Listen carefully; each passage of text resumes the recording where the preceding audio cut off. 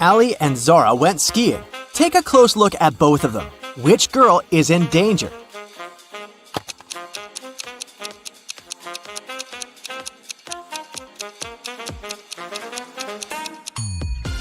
It's Zara. Look, there's an avalanche right behind her. Ryan and Jessica went ice skating. One of them is in danger. But who? Take a careful look at the pictures.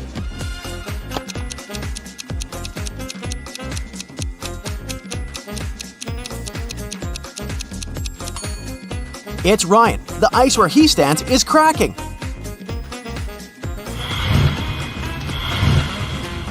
Two families, the Johnsons and the Smiths, went camping in the forest for a day to spend quality time together and build a snowman. Which family isn't being smart?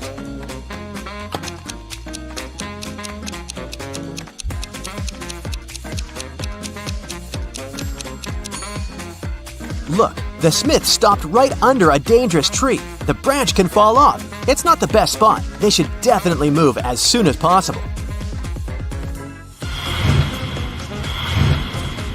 Elizabeth and Kate are late for work, so they're driving above the speed limit. Which one of them puts herself and others in greater danger?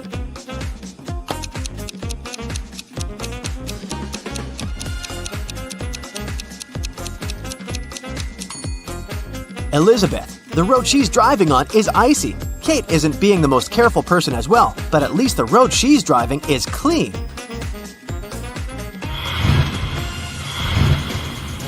Jane and Sadie were walking around town and found an appealing holiday tree with sweets on it. Of course, both decided to eat something off the tree. Which one of them isn't being smart?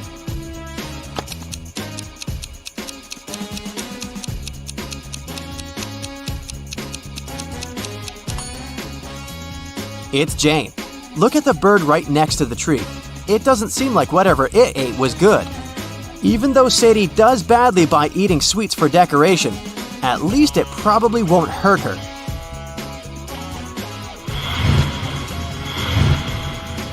Mrs. Bell has 3 daughters, Alyssa, Cassidy, and Poppy.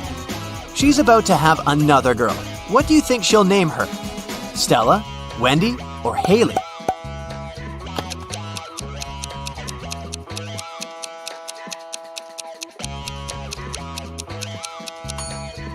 Mrs. Bell seems to choose names with double letters, so she'll probably name the girl Stella.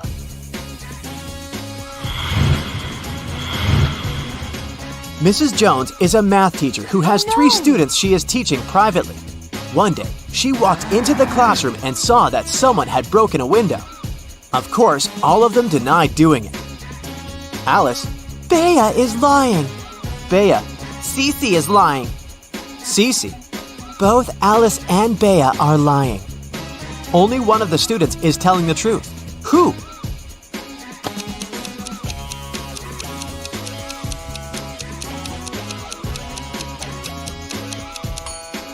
If Alice is the one to tell the truth, then Bea is lying and Cece is telling the truth about Alice lying, which is a contradiction. If Cece is telling the truth, then Alice is lying about Bea lying. So Bea is telling the truth, which is another contradiction. If Bea is telling the truth, then Cece is lying about both girls lying, because Bea is telling the truth. There's no contradiction, so Bea is the only one telling the truth.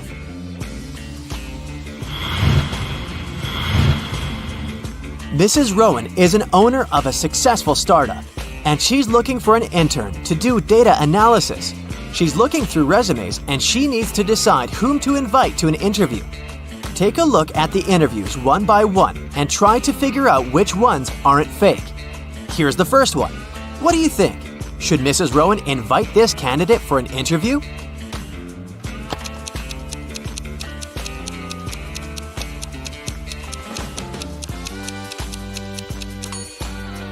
No, I wouldn't invite this candidate. The work is in data analysis, but she has a master's in American literature. These subjects aren't related.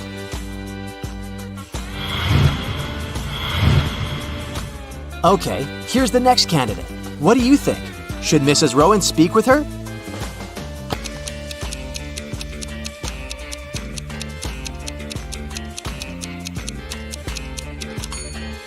If what this woman is saying is true, then with her 8 years of experience, she is definitely overqualified for the job. I wouldn't invite her. Okay, here's the next candidate. Do you think this one is worth the shot?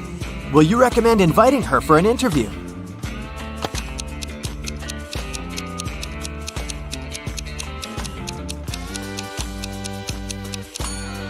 She seems to be a great candidate. Green light. See you at the interview.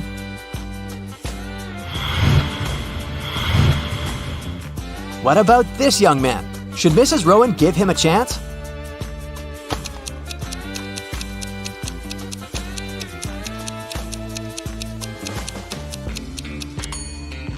He seems fine to me. Let's see what he has to say during the interview. Okay, here's the last candidate for today. What do you think? Should we give her a chance?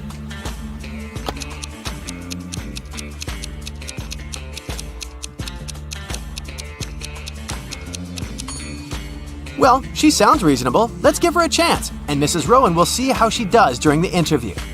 So, all in all, we invited 3 candidates. Good job!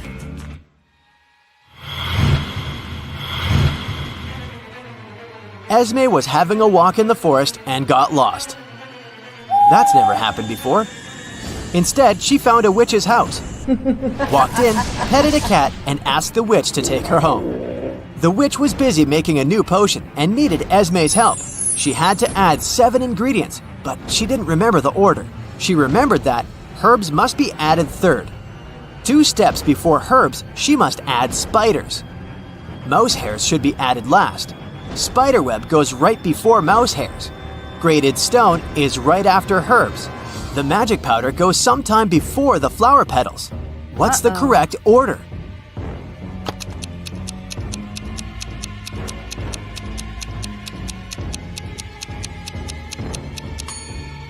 We know that herbs go third. If spiders are 2 steps before then they're the first ones. Mouse hairs are last, and the spiderweb is 6th. Grated stone is after herbs, so it's the 4th step. Only steps 2 and 5 are missing now. So if magic powder goes before flower petals, then the magic powder is step 2, and flower petals are step 5. Now, I have a brain teaser for you. Listen carefully. I look at you, you look at me. I raise my right, you raise your left. What am I?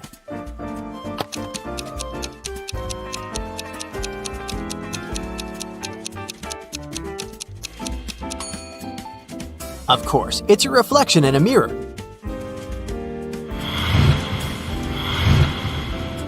Yesterday was Lily's birthday, and she turned 16. The next time it's her birthday, she'll turn 20. How is it possible?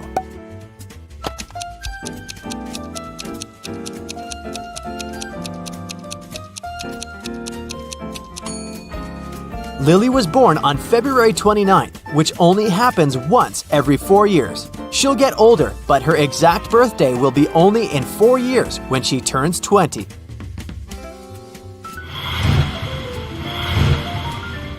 Okay, a bit of simple math now.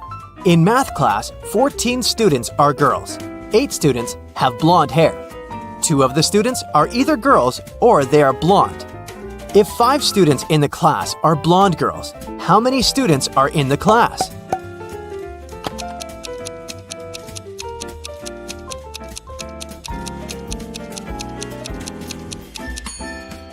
Okay, so if there are 5 blonde girls and 8 blonde people, it means that there are 3 blonde guys. Plus, possibly some more guys who aren't blonde. The riddle says that 2 people aren't girls and aren't blonde, so that's them.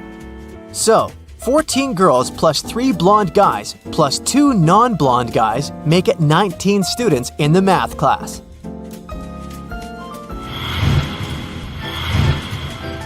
Luna wants to buy a new skateboard, and she'll need to save $120 for it. If she saves $10 a month, it'll take her 12 months to save $120, which is too long. If she saves $20 each month, it'll take her 6 months, but it's almost all her pocket money.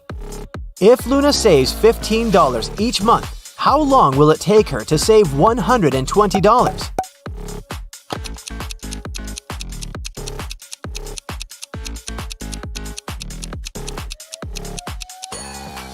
It'll take her 8 months.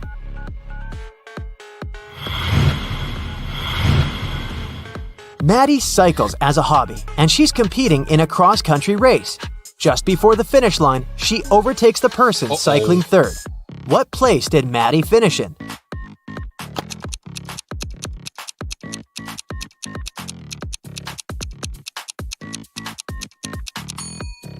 She overtook the third racer. She became third herself.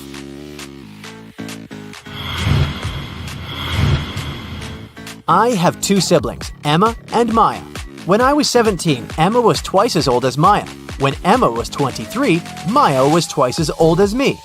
So how old was I when Maya was 10 years old?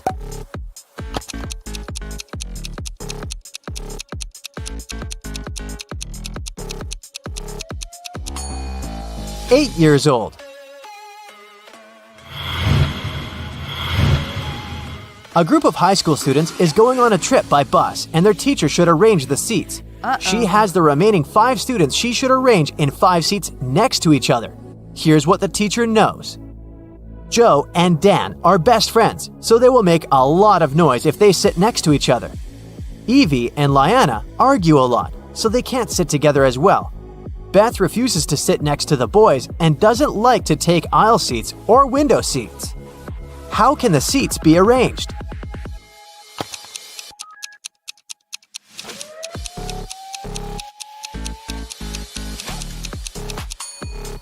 Since Beth doesn't like aisle and window seats, she will have 2 neighbors, and both of them should be girls. We also can't leave 2 seats next to each other because Joe and Dan should be separated. So, Beth is sitting in the middle, Evie and Liana are on her left and right, and Joe and Dan are on the edges.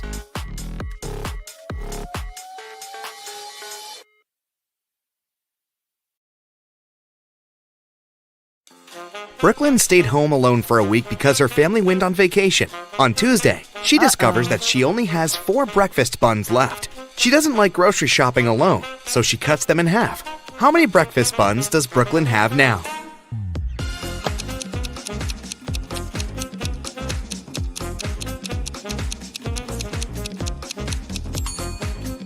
Brooklyn might now have 8 pieces, but it's still just 4 buns. Mrs. Palmer has 3 daughters, Iris, Lily, and Rose. She's about to have another girl. What do you think she'll name her? Alice, Hannah, or Poppy?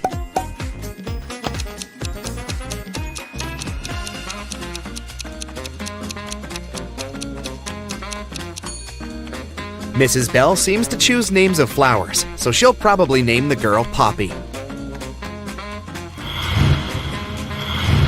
Penelope went to the doctor, and the doctor gave her 3 pills that she should take every hour.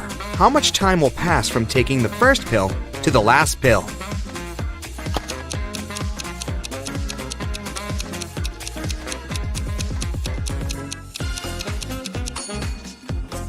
Just 2 hours. Penelope will take a pill, then she'll take a second pill in 1 hour, and the third pill 1 hour after that. So, just 2 hours will pass.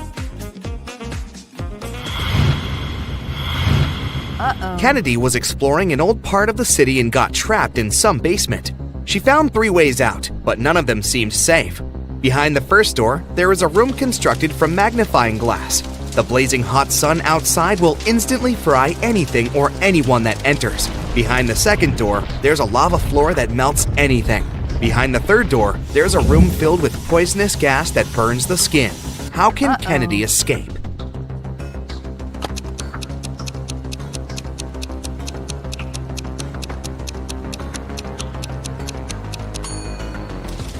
Kennedy should wait until night and then walk out the first door.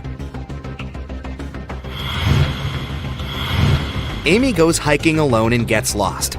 She only has 2 options: to spend a night in a zombie town or in Werewolf Village. What should she choose?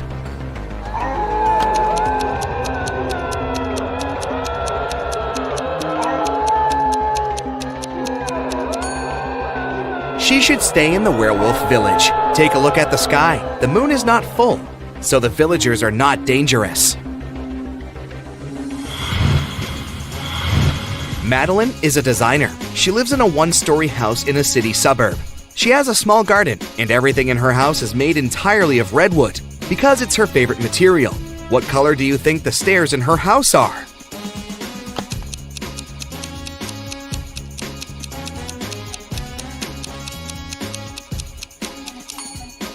It's a tricky question. You should remember that she lives in a one-story house, so she simply doesn't have any stairs there.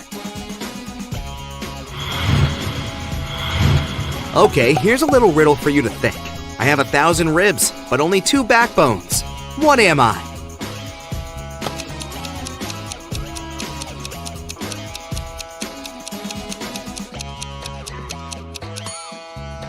It's a railroad track.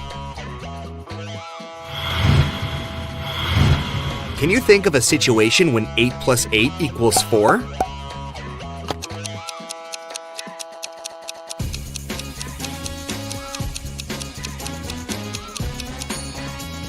Yes, it's true when we talk about time. If it's 8 o'clock, then in 8 hours, it'll be 4. Ruby and Scarlet are sisters, and they always play tricks on one another. Today, Ruby came to Scarlet and said, "I'll bet you $1 that if you give me $2, I will give you $3 in return." Should Scarlet accept the bet?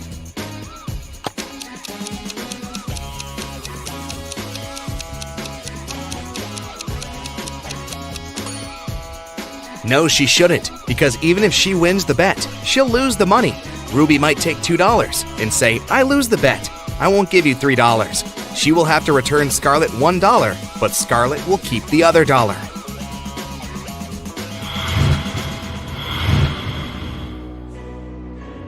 Esme was having a walk in the forest and got lost. Instead, he found a witch's house, walked in, patted a cat, and asked the witch to take her home. But the witch had a problem, and she asked Esme to help her. Last week, the witch bought a rabbit. The seller told her that the rabbits breed every month and delivers 5 rabbits with 60% chance and 7 rabbits with 40% chance. How many rabbits will the witch have in a year?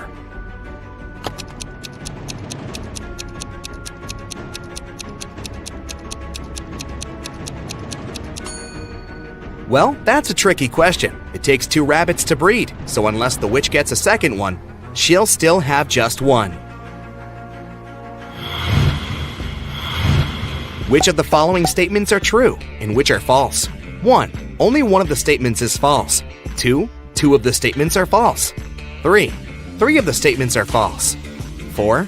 4 of the statements are false. 5. All 5 of these statements are false.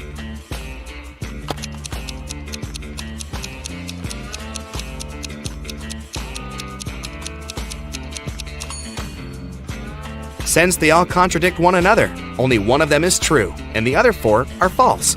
The only statement that reflects it is statement number 4, so that's the correct one. One night a year, Santa Claus stays in his workshop on the North Pole and goes to places to deliver presents. Which direction does he travel first?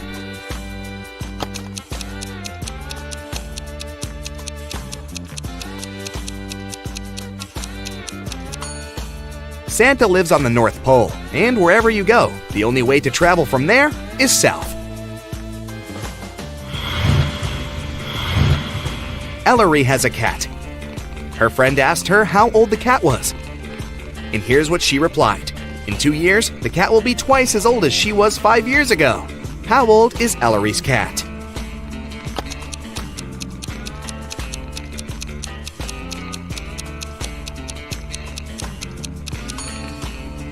The cat is 12 years old.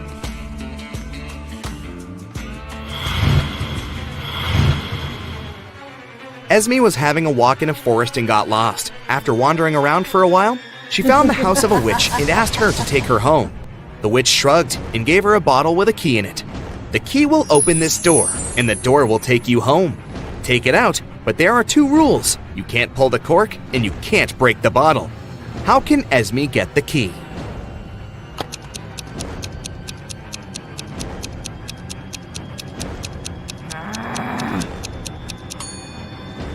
Esme should push the cork inside the bottle and then take out the key.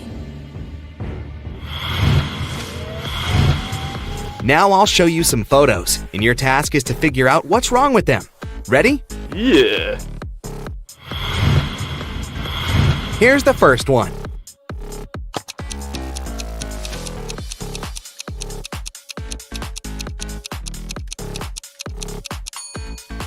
There are strawberries growing on the tree.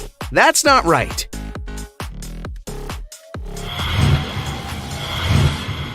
What about this one? Do you see a mistake?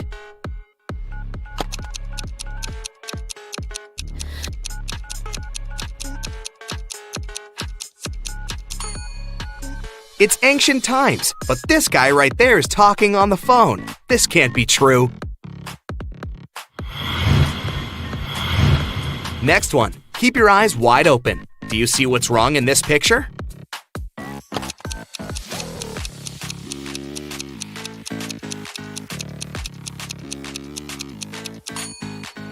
Did you pay attention to the traffic light and its colors? There's purple color instead of green. That's the mistake. Just a couple of more. Don't give up. Anything odd you can spot right here?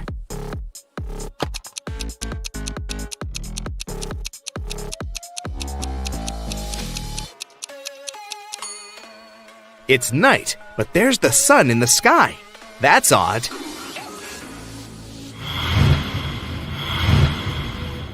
Okay, and the last one here for you, the hardest one. Can you see a mistake in this photo?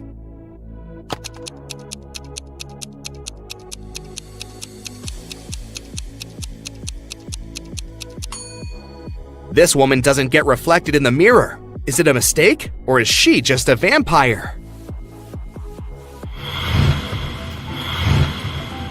Ava, Beth, and Chloe are best students in class, and they are participating in the end of a semester tournament.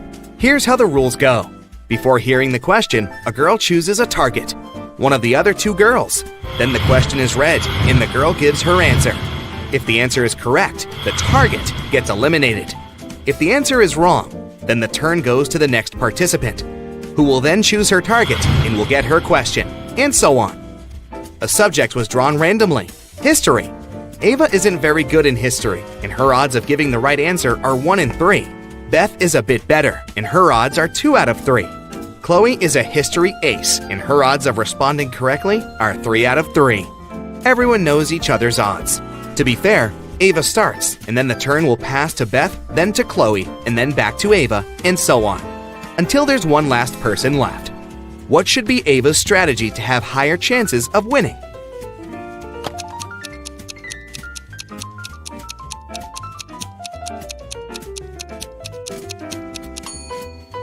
Ava should give the wrong answer, even if she knows the correct answer.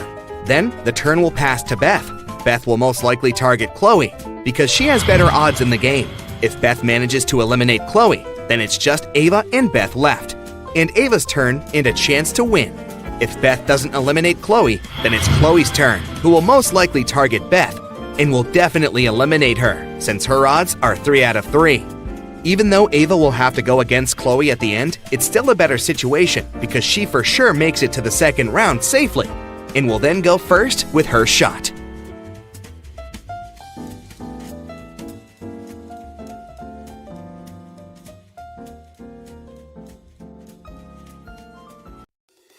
Justin was an archaeologist who explored ancient pyramids.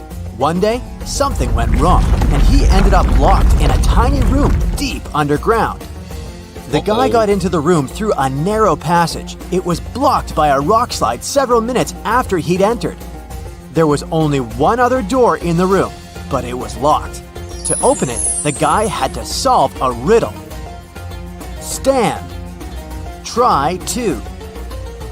After mulling it over for some time, Justin guessed what it meant. Can you?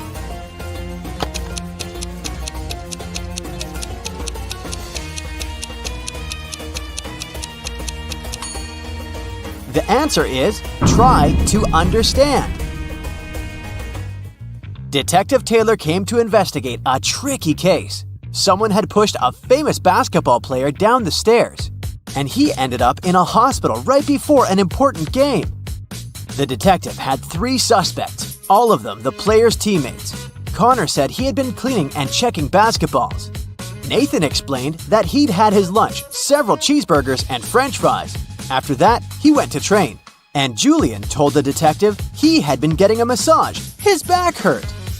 Detective Taylor didn't need much more time to figure out who the culprit was.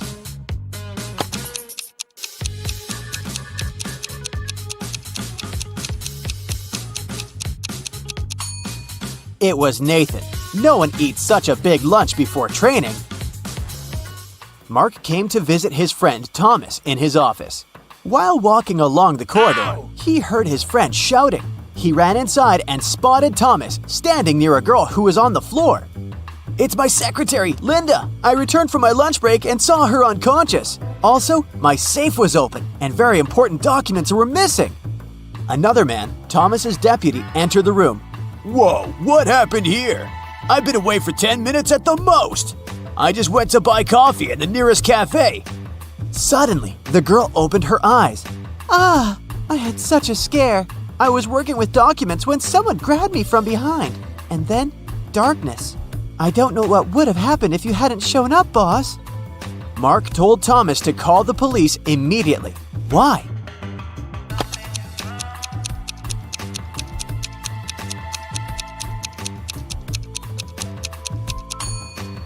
If the secretary was unconscious, how did she know it was Thomas who found her? Jack and John are twin brothers. They're robbers, and the police all over the country have been trying to catch them for several years. That's why everyone's happy when one of the brothers gets into a trap after breaking into a wealthy businessman's villa. But police officers have a problem. They can't figure out whether they've caught Jack or John. The brothers are just so similar.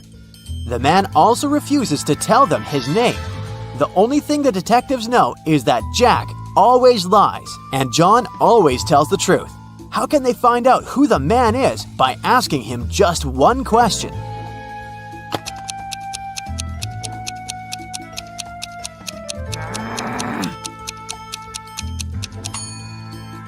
The question the police officers need to ask is, do you have a brother?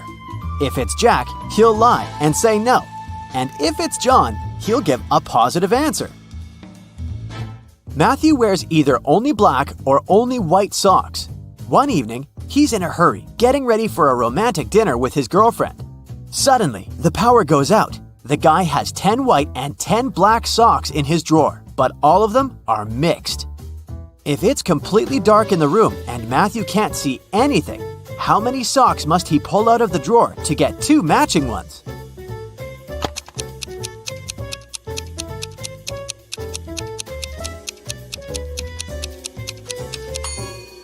Just 3. In a set of 3 socks, he's bound to have 2 socks of the same color. Milan airport customs officers noticed that one man traveled abroad at least several times a week. They started to suspect he was a smuggler, but couldn't understand what he'd been smuggling. He always had a suitcase or a bag with him, but there was never anything forbidden or expensive inside. Several months later, when a new customs officer joined the team, the mystery was solved. What was it that the man smuggled?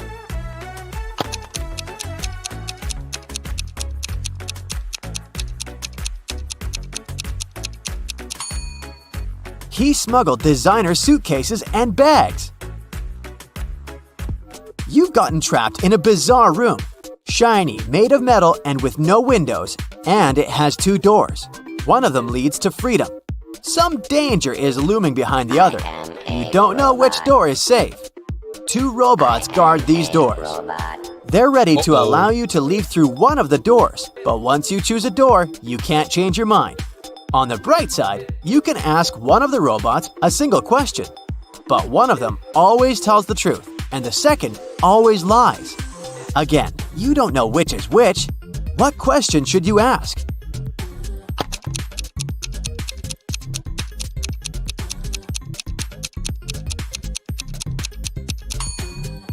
If I asked the other robot which door was safe, what would it answer? The honest robot is going to tell you the truth and point at the dangerous door. and the liar is gonna lie and also point at the dangerous door. All you need to do is leave through the other door. Look at this guy. He's fallen asleep right behind the wheel of his moving car. And now he's getting out of the vehicle safe and happy. How did he survive?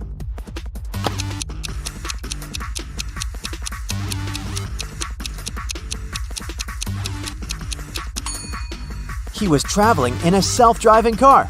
The future's here, folks. Now, this girl seems to be in grave danger. She probably doesn't notice that a shark is following her in the water. But just a few minutes later, she's already chilling on the beach, drinking a cocktail. How come?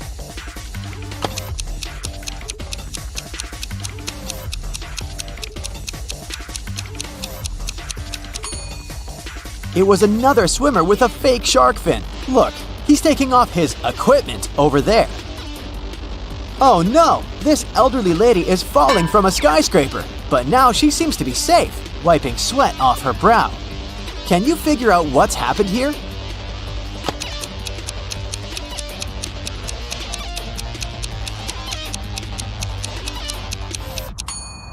Luckily, it was just a dream. Behind the lady's back, we can see her bedroom.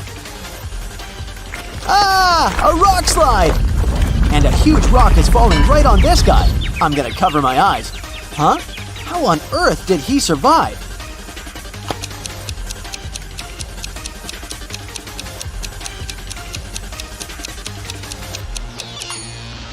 He's Superman. See that tiny logo on his t-shirt? It's getting more and more nerve-wracking. Now, a wild bear seems to be attacking this man from behind. Wait, and now the man is laughing hard. What made him so happy?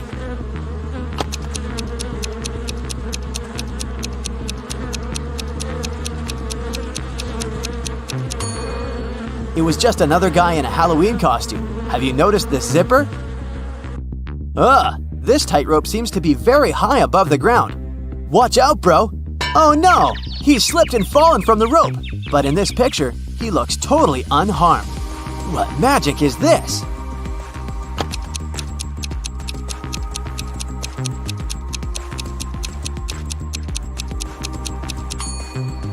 This guy is an acrobat performing in a circus, so he fell into a safety net.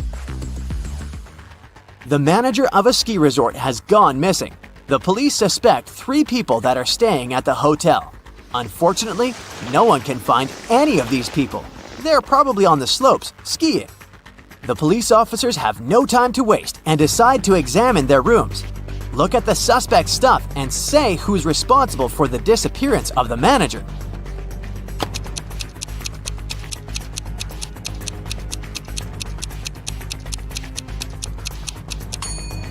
It's Joyce. He's the only one who doesn't have warm clothes or winter sports gear and equipment. It means he didn't come to the resort to have some fun.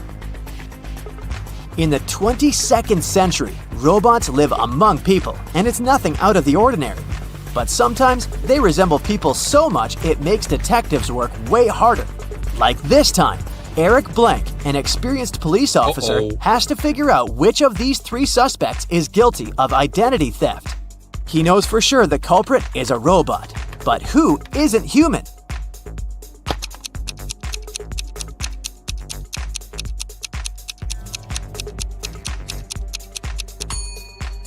It's the girl in the middle. She has a USB port on the side of her neck. Kyle lived on the 6th floor of an apartment building. Once, the man was having his coffee on the balcony. Suddenly, he spotted a woman on the 8th floor of the building across the road. She opened the window and threw something with great force. In no more than a minute, Kyle jumped to his feet and ran to call the ambulance. They arrived soon and rushed the woman to a hospital. What did she throw out of the window?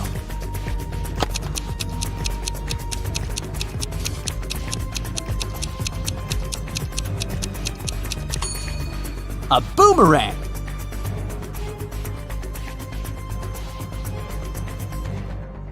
Erica wants to find her true love, so she's visiting a speed dating event. She talks to 3 strangers. Each guy tells her some brief facts about himself. Victor says, I'm an architect. I've recently built the largest skyscraper in this city, and now I want to settle down and find a beautiful wife. Jason says, I run my own bakery chain. I've never had any serious relationships because I was too busy with my work. And Edgar says, I recently got fired, but it's okay because my parents are billionaires. I'd like to find a soulmate to travel the world. Who should Erica choose?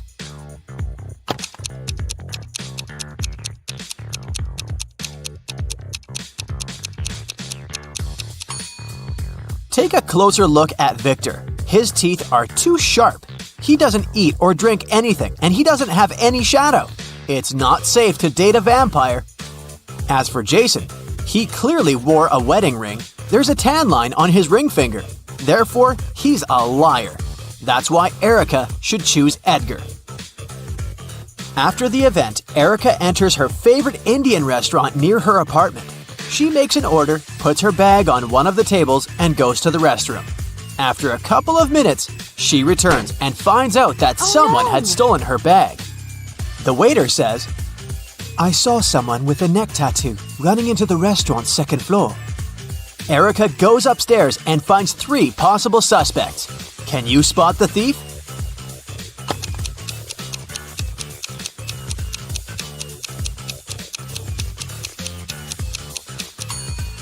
This lady is the only one who has a big enough paper bag to hide Erica's bag, and there's also a wig inside her bag. The next day, Edgar calls Erica and invites her on a date.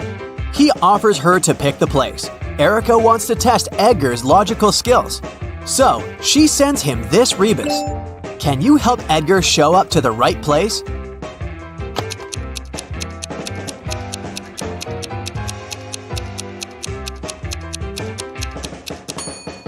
This rebus means Central Square. Finally, Edgar and Erica meet at the Central Square. They spot that one of the people in the crowd is a time traveler. Can you guess who?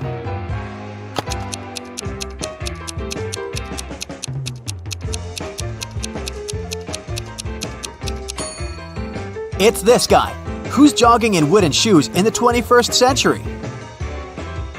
Edgar invites Erica to an exclusive party, but unfortunately, the guard refuses to let them in without a password. Edgar says, "Oh, come on, give us a hint." The guard says, "Okay, what time of the day reads the same backward and forward?" Can you help the guys crack the code?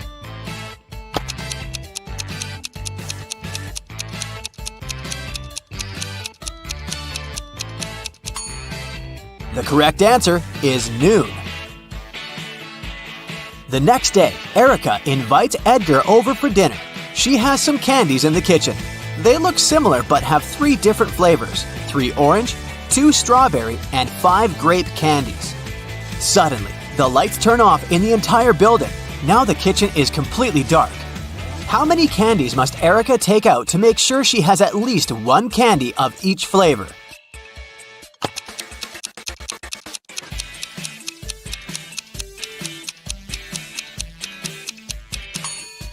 To figure out the minimal number of candies, subtract 1 from the smallest number, and then add all the larger numbers to it, and you'll get 9.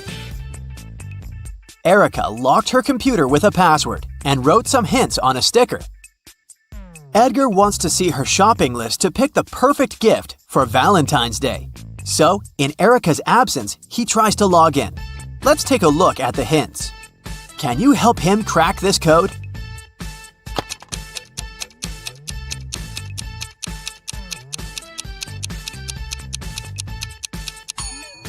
It's not just a list of products, see? The correct password is Pilot. Today is Edgar and Erica's wedding day. Man, they move fast. In the morning, the bride is getting ready. First of all, she goes to the shower for 20 minutes. When she returns to her room, she finds out that someone had stained her wedding dress.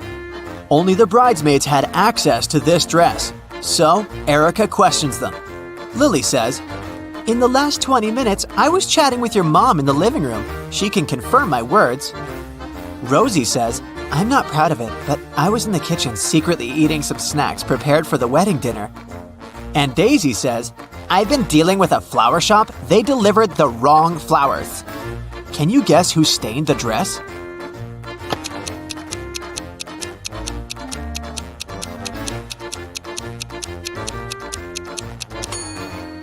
It was Rosie. There's the same mud under her shoes. It's time to start the ceremony, but Edgar is missing. His mad ex-girlfriend Zoe is a witch. She sneaked into the wedding, caught Edgar, and cloned him. Erica finds Zoe and 6 different Edgars in the basement. Zoe says, "I wanted to make some copies of Edgar to keep him with me. Now I have enough. You can take your husband back." Unfortunately, I don't remember who's the original. Can you help Erica spot the real Edgar?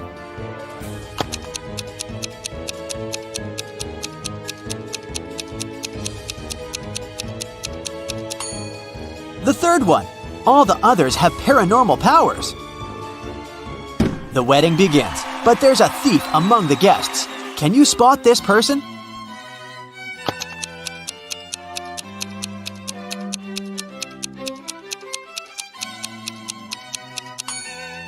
It's this innocent-looking lady with 2 purses. Edgar and Erica are going to India for their honeymoon. Can you see what's wrong with their plane?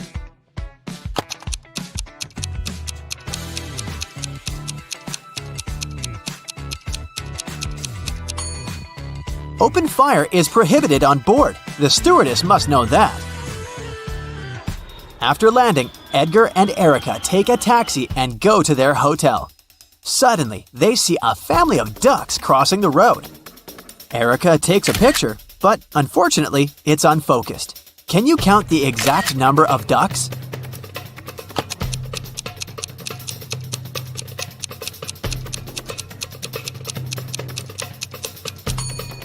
Let's take a look at one duck at a time. We can see 2 beaks, so there's another duck behind the first one.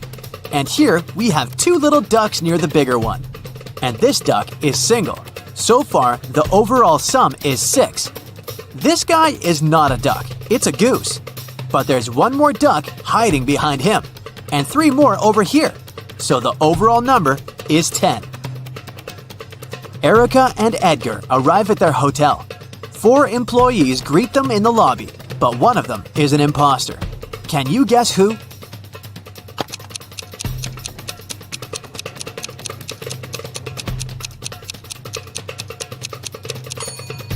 Take a look at the logo of this hotel. It's a lotus with 6 petals, but the logo on this lady's badge has a 5-petal lotus. Therefore, she's a fake employee. The hotel manager gives the guys a key to the best room for the newlyweds. They go to check out the room, but when they see the interior, they immediately ask for another one. Why?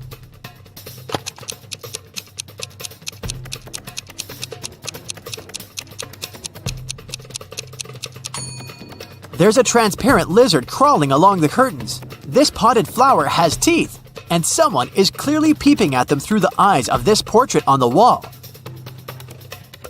Erica, Edgar, and their tour guide go hiking. They have 3 backpacks, 1 with sleeping bags and a tent, 1 with warm clothes and camping gear, and the heaviest one, a backpack with food. Each has to choose 1 backpack to carry. Erica readily agrees to take the heaviest one. Why?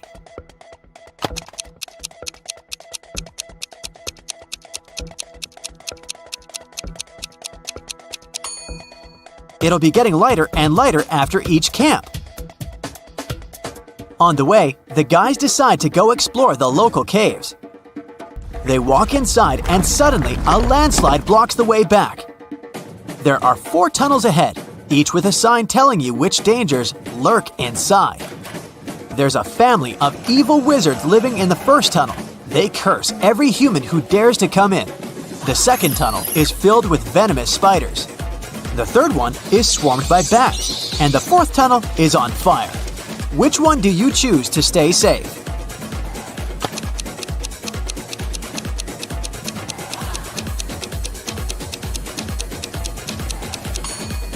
They should pick the second tunnel. Spiders don't hurt people for food. Finally, the guys get outside and see a tree with many beautiful parrots. Can you count the exact number of birds in this tree?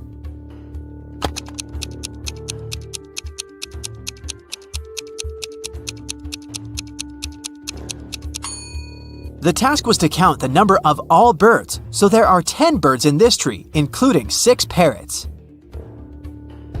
In the evening, Erica and Edgar are walking in the city. They see a local parade, but there's a thief among the performers. Can you see him too?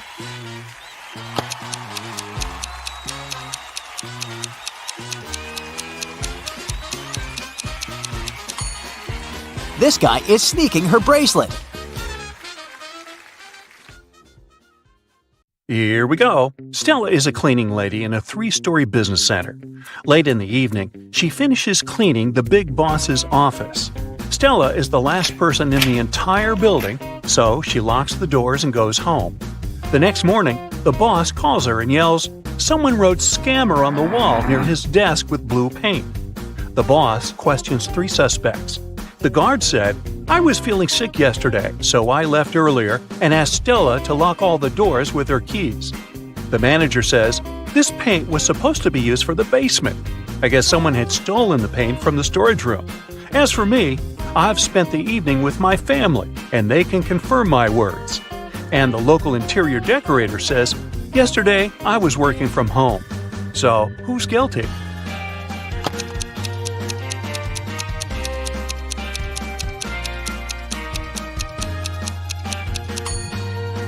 The guard.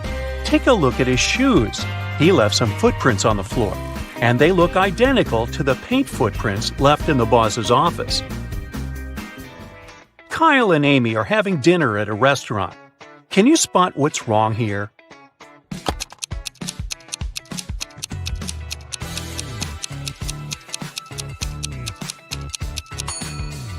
She has 2 forks. You're in a land where 30 men and 2 women are dressed in conservative black and white outfits.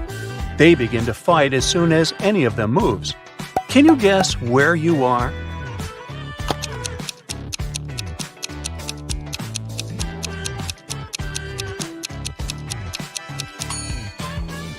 You're on a chessboard.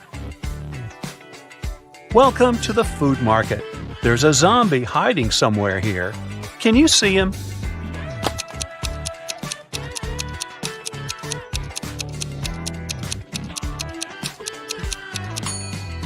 Over here.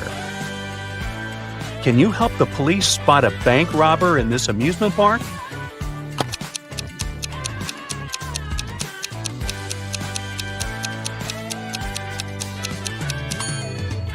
Hello. Let's take a look at all of these emojis. Can you find any food?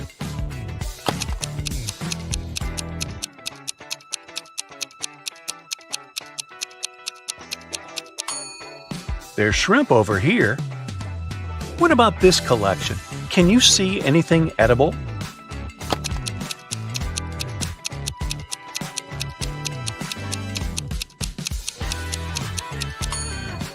There are 2 options, actually. Let's go ahead and see if you can find a building among these emojis.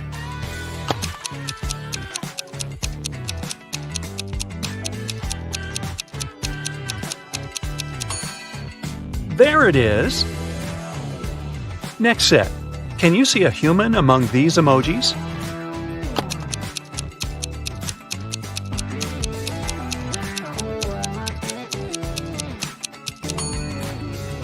Hello. I bet you can find a body part in this variety.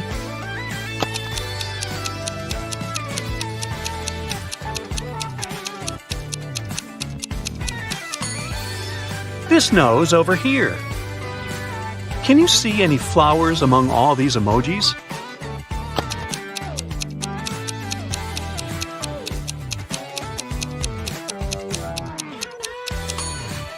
There are 2 flowers, actually, here and here. Can you spot what's wrong here?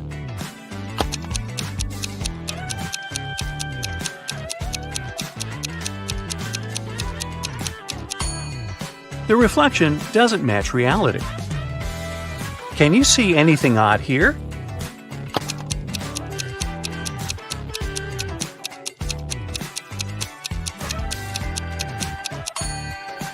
This lady doesn't have any reflection.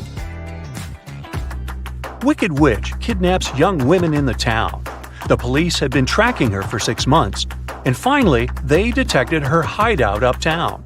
They break in and find 3 young ladies with their hands tied.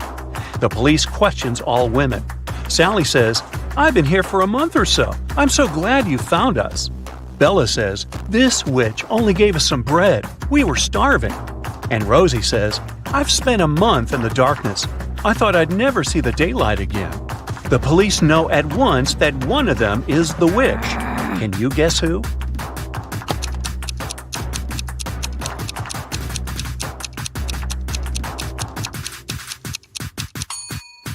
Sally. If she had been there for a month, her nails would grow and the nail polish would peel. George works in a museum as an appraisal expert. One day, a stranger brings him 3 antique Japanese vases. He says, "They're precious. These vases were passed down in my family from generation to generation. They're worth millions, but I would like to sell them to your museum at a huge discount so that everyone can admire them." George examines the vases and finds out that only one of them isn't fake. Can you guess which one?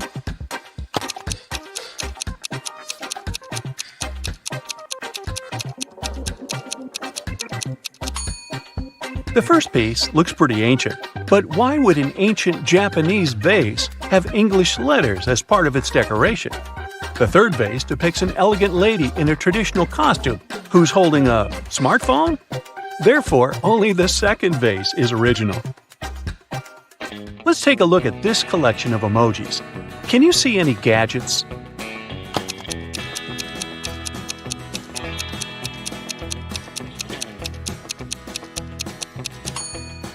There are 2 options, actually. Can you find a body part in this variety?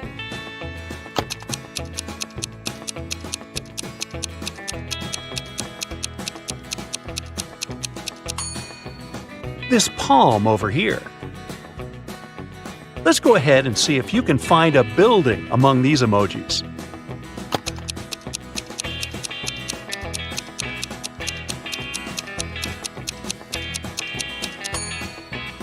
There it is! Next set. Can you see any animals among these emojis?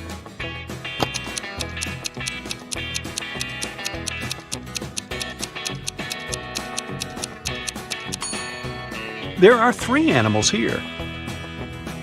Can you find any plants among all these emojis?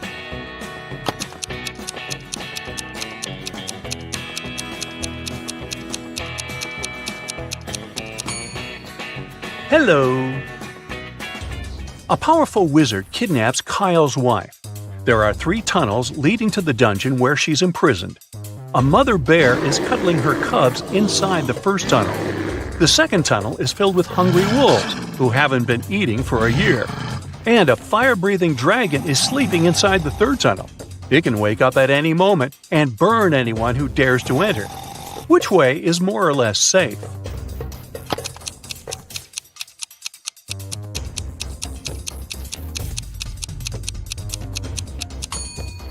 The second path is the safest. Wolves won't survive without food for so long, which means they're not dangerous or breathing. Let's go ahead and see if you can find an outfit among these emojis.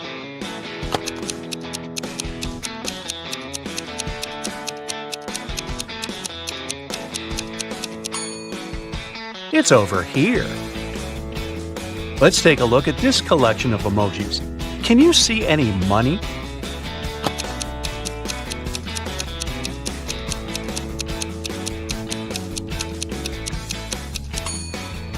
Ka-ching! Can you find a shoe in this set?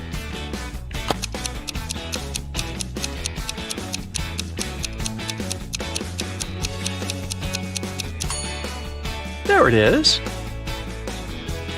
Next set. Can you see any desserts among these emojis?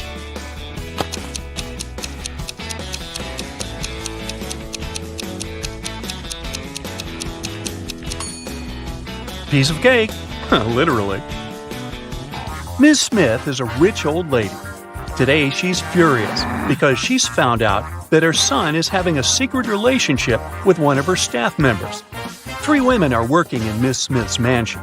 The house cleaner, who has just married their driver, they have a huge debt. The babysitter, who's very poor and brings up 5 siblings. And the gardener, who is a university student. She's not very serious and loves partying. Can you guess who's the secret girlfriend?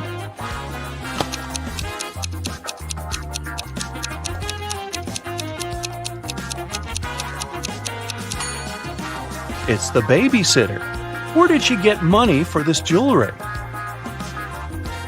Billy has lost his cat. Can you help him find it?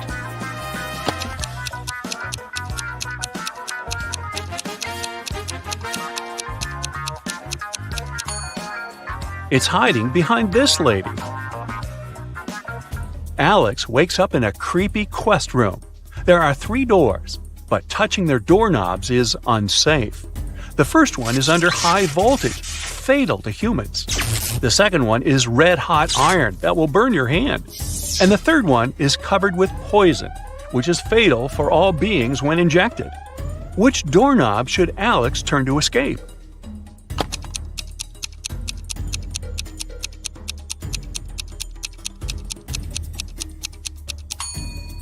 The third one. The poison is only dangerous when injected. Paul leaves his workplace to wash his hands before lunch. He returns to his desk and finds out that someone had eaten his turkey sandwich. Paul checks the crime scene and questions 3 suspects among his co-workers. Mary says, "I've been talking to the manager in his office when the robbery was taking place." Liam says, "I don't need your sandwich, bro. I'm a vegetarian." And Wendy says, "I've been having a conference call in the lobby. I wasn't looking at your desk." Who's lying?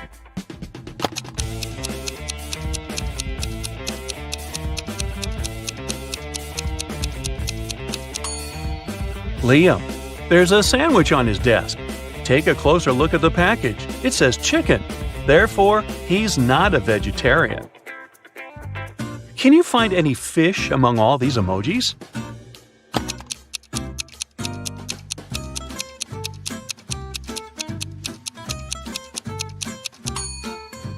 Hello! Let's take a look at this collection of emojis. Can you see any money?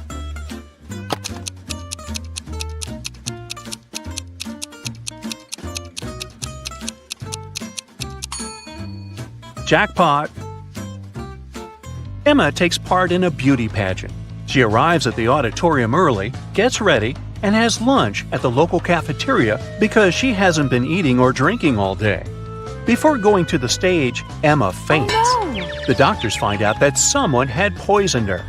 The police check all food and drinks at the cafeteria and find no poison. They interrogate 4 witnesses. The cook says, "I only served allergy-friendly snacks and drinks."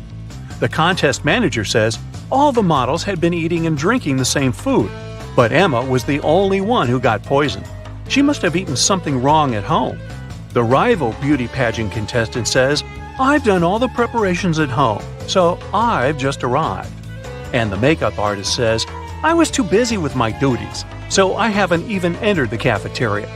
Can you guess who poisoned Emma?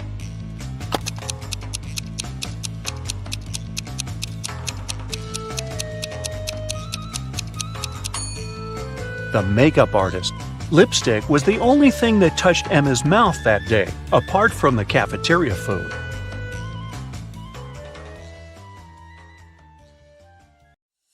Look at this picture. Where is the bank robber hiding?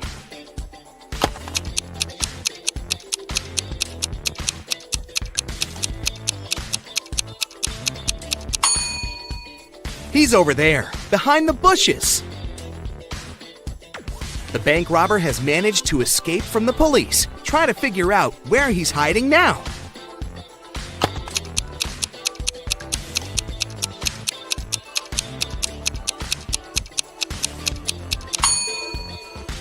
See that maintenance hole? That's where the criminal is.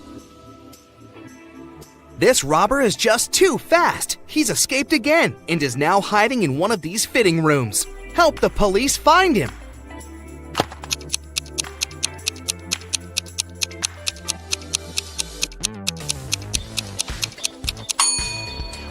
He must be in the middle fitting room. See that bag with all the cash he's stolen? Look at this image attentively and try to figure out what's wrong here.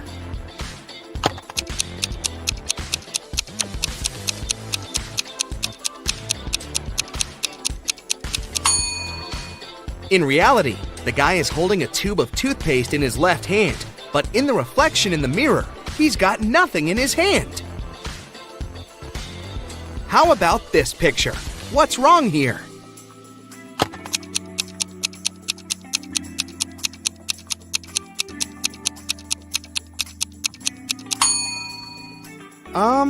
Is this lady charging her cat?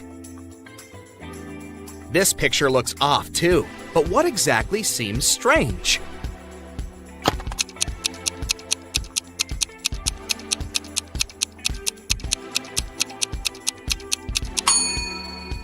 It's the girl in the front. She isn't reflected in the water. Now the next image to challenge your observation skills. Does anything strike you as odd in this picture?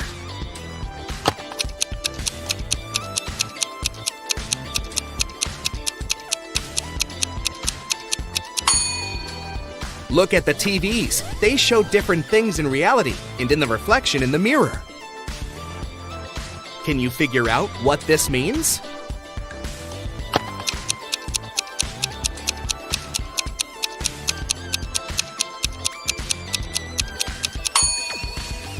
Right you are! F plus arm equals farm. Now this one is a tiny bit tougher. What does this rebus mean?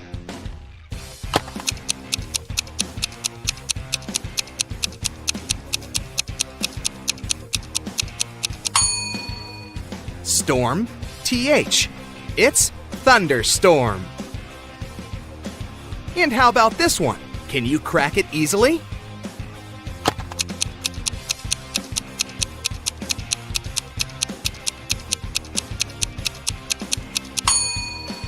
Re plus boot equals reboot. Ew, insects! But can you guess this word?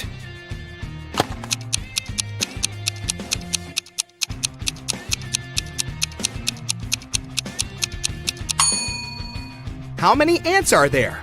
10. So the correct answer is 10 plus ants equals 10 ants. I have 8 fingers and 2 thumbs, but I'm not alive. What am I?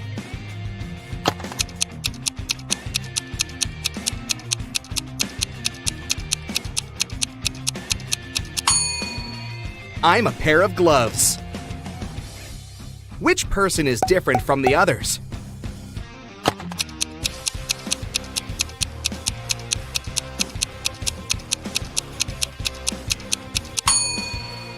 Right you are. This one with shorter hair.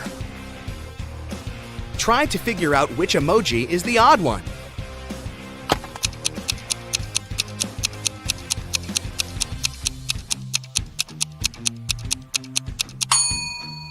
The one at the bottom. It looks pretty angry. I challenge you to find a cat that's different from the rest.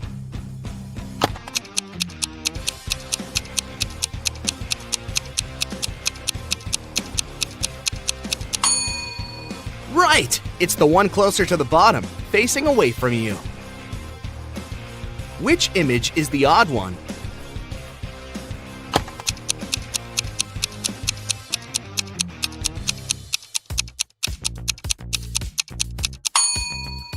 This little rebel is turned in the opposite direction. Have you noticed anything wrong in this picture?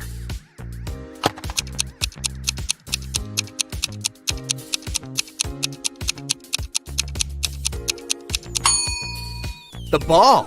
They're playing soccer, not basketball. Which cow is different from the others?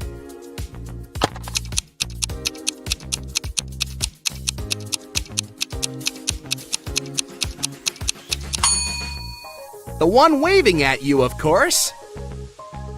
How about these burgers? Do any of them stand out?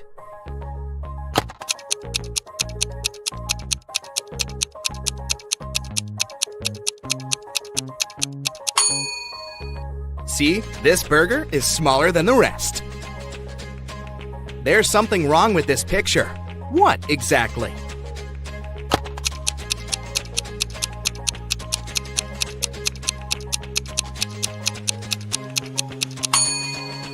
It's the river. It seems to just disappear under the bridge. Is there a hole in the ground there?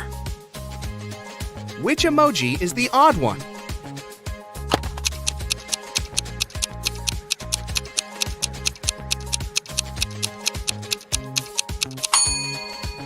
The one with its mouth missing. There's something that doesn't seem quite right in this picture. But what?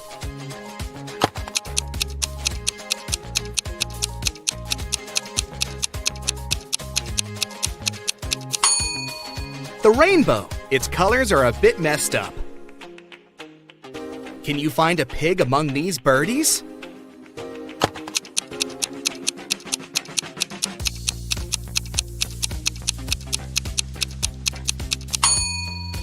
Here it is, hiding behind the bush.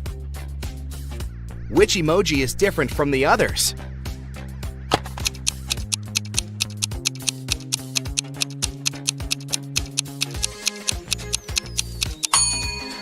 It's the unwinking one, with both of its eyes open. These smiley faces look so cool, all but one.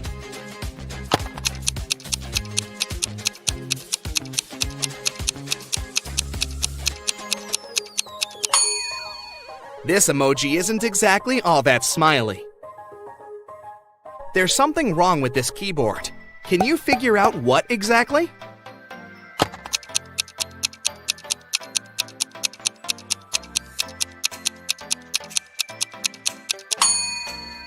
There are 2 8s on it, but no 9s. Which pooch is the odd one?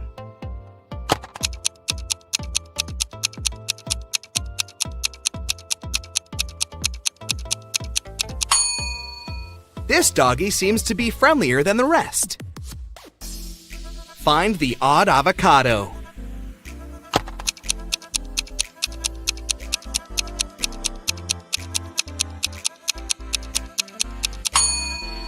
Right, it's the one with the heart-shaped pit. Which emoji is different from the others?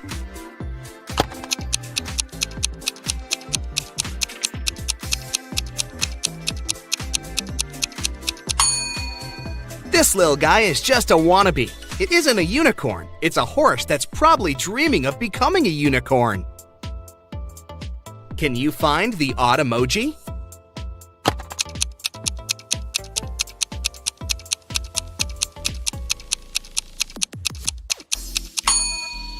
The one at the bottom seems to be even more in love than the rest. The hearts in its eyes are bigger than what other emojis have. One of these music notes is different. Which one?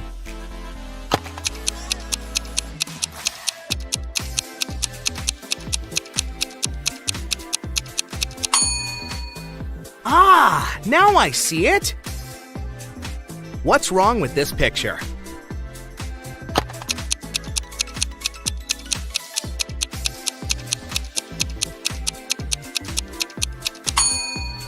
The calendar claims it's August 2018, but the computer is sure it's still August 2017.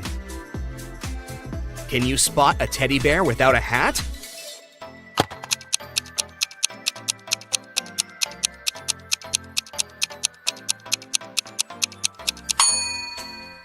Here it is! There's something strange about this picture, but what exactly?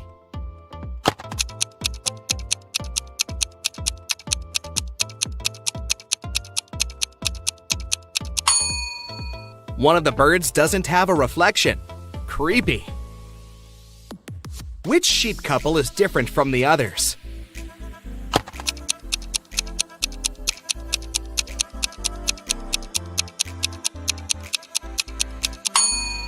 This one. The lady sheep is facing away from her admirer. Amy was walking through a forest and saw 3 portals in front of her. Each could take her to a different place. The first one would send her to the moon. The second portal would move her to the bottom of the Mariana Trench. And the last one would take her 30,000 years back, when large dinosaurs were still roaming our planet. Which portal should she choose to survive?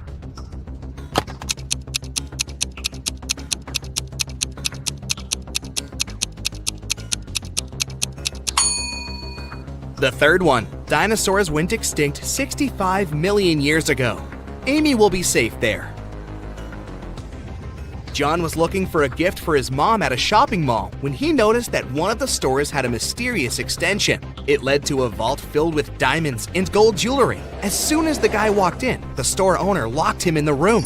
He told John he had to eat one of the 3 cookies on the table and manage to get out of the room. Then he'll be rewarded generously. The first cookie would turn John into an animal. The second cookie would turn him into a giant. And the last one would make him invisible. Which cookie should John eat?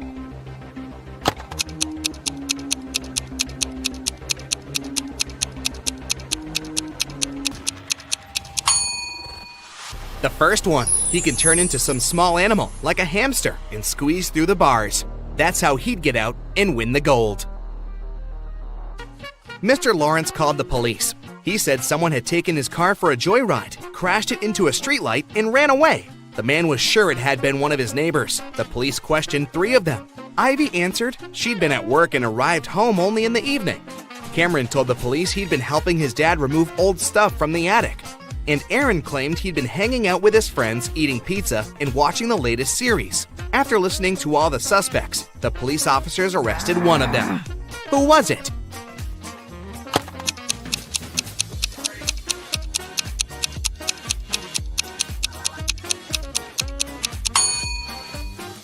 It was Cameron. There's no attic in his house. He invented the whole story. Naomi invited her friends to a pajama party at her house. The only thing she asked the girls was, "Don't enter my brother's room. He loves playing tricks on people. And once you get there, you might not be able to get out." They were gossiping and watching viral TikTok videos when one of Naomi's friends asked, "Wait, where's Rebecca?"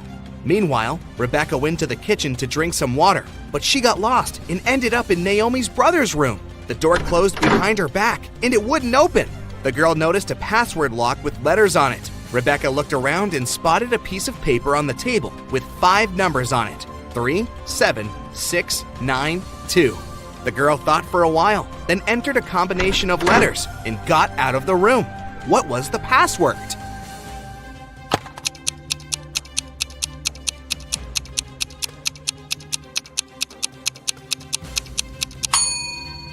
The code was the first letters of the 5 numbers, TSSNT.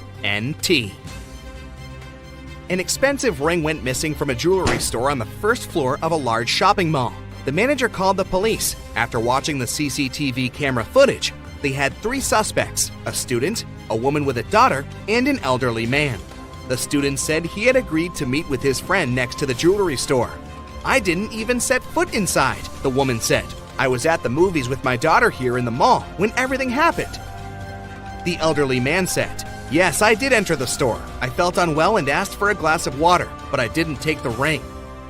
Who's lying?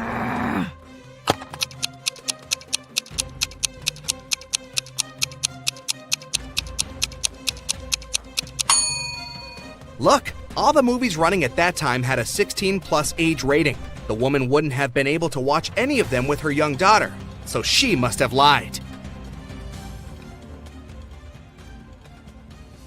Eddie and Lucy decided to go camping in the forest for the weekend. However, they didn't know that it was protected by an angry spirit who didn't like intruders. He appeared in front of them and said, "You have set foot into my forest uninvited. You will not be able to leave. Forget your home. With it, you will never be reunited." "We apologize. We didn't know the forest belonged to you. Please let us out. We will never come back," Lucy cried. The spirit replied, "I'll show you mercy, for you are sincere. Mysteries of my forest await you. Solve them all, and you will be able to leave." Then he magically teleported them to the deepest, darkest part of the forest and vanished out of sight. As Eddie and Lucy walked around trying to find their way out of the forest, they came upon a river. They had to cross it to continue their journey. There were 3 different bridges in front of them. Which one should they choose to move to the other side?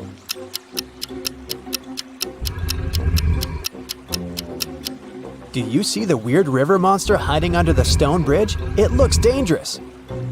And the wooden bridge looks so old, it can crash at any minute. So, they should choose this one. After Eddie and Lucy crossed the bridge, they saw 3 different paths in front of them. The first road led to a cave where giant hungry trolls were living.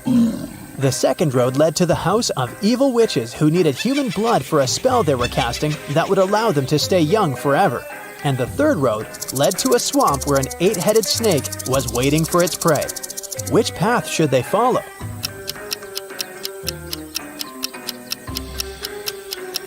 They should choose the third road because if you look carefully, you can see that up ahead, the road is forked too. It means that there's a 4th path they can take if they continue walking on this one, and they won't end up in the swamp after all. When they arrived at the end of the 4th path, they saw a wizard's hut. They thought he might be able to help them, but the gate was locked. When they tried to force it open, a magical quill came flying towards them from one of the windows of the hut and started writing a riddle in the air. The only being who can let you in is my familiar Arthur the Owl. He must be sleeping on a tree at this hour. To convince him, you must bring him his favorite flower. Yet, if you cannot spot him in the next few seconds, I can't help you, and forever in this forest you'll have to wander. Can you spot where the owl is?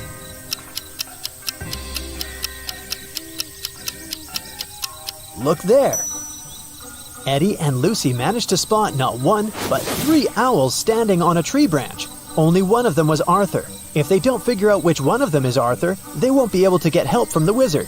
The first owl said, "The third owl is not Arthur." The second owl said, I am not Arthur. and the third owl said, I am Arthur. However, only one of them was telling the truth, and the others were lying. Can you figure out which one is Arthur?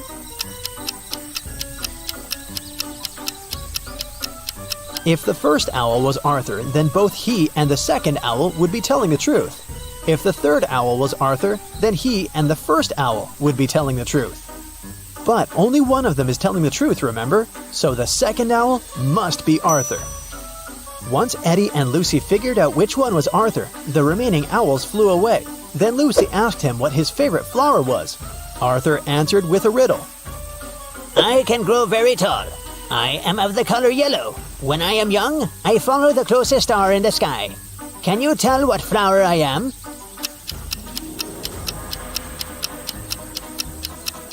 Arthur's favorite flower is the sunflower. Eddie and Lucy had to bring a sunflower to Arthur for him to let them in. They asked him where they could find one, and Arthur told them that they could get it from the sunflower field that was located between the cornfield and the wheat field. When they asked which direction they should go, Arthur said this. If you went east, took a right turn, covered some distance in that direction, then took a left turn, and finally took another left turn, which direction would you be facing? That's the direction you must go. Can you tell what direction that is?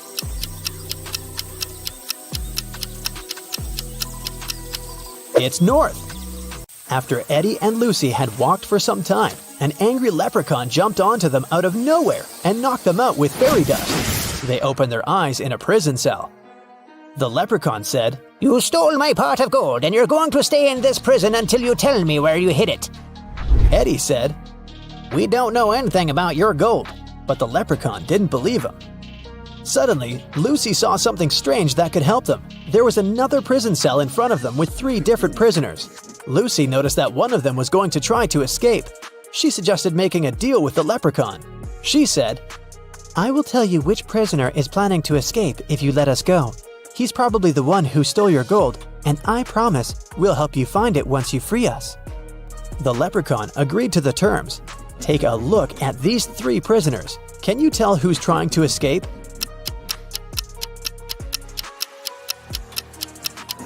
It's the 3rd prisoner. He has a map sticking out of his pocket. He must be up to something.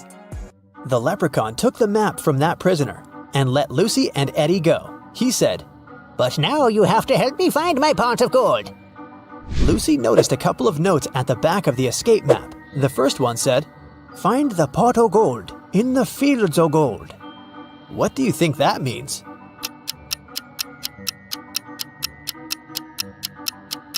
Remember what Arthur said? He informed Lucy and Eddie about 3 different fields: sunflower, corn, and wheat. These 3 things are all yellow or golden. It could only mean that the leprechaun's pot of gold is in one of these fields. The road from the leprechaun's prison to the fields was foggy. They lost their way and arrived at part of the forest that even the leprechaun didn't even know about. Eddie immediately noticed 3 unusual things. Can you spot them?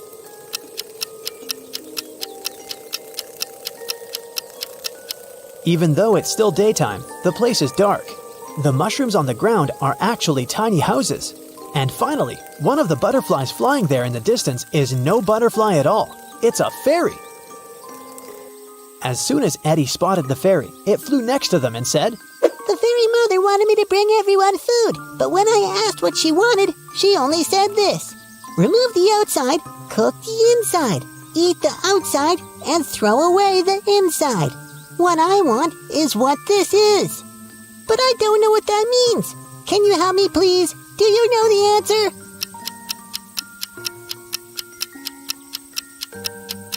"It's a corn on the cob." The fairy thanked them for helping her. Lucy then told her that they were actually on their way to the sunflower, corn, and wheat fields, but they had lost their way. The fairy told them she was going there to get the corn on the cob or 2. They all followed her and arrived at the fields. After the fairy got her corn, she asked them what they were looking for. The leprechaun said, "We're looking for my pot of gold." The fairy told them that there was a maze in all 3 fields. At the center of each maze, there was a pot of gold, but only one pot had real gold in it, and the others were fake. The real one was in the maze that had the shortest way from start to center. Can you tell which one that is? It's the sunflower maze. The leprechaun, happy to get his gold back, bid farewell to Eddie and Lucy. They picked a sunflower for Arthur and headed back to the wizard's hut. On their way there, they heard a scream. They ran toward it and saw 3 princesses. They all said they needed help because 2 monsters were following them. Only one of them was a real princess who was telling the truth. The other 2 were actually monsters. Can you tell who?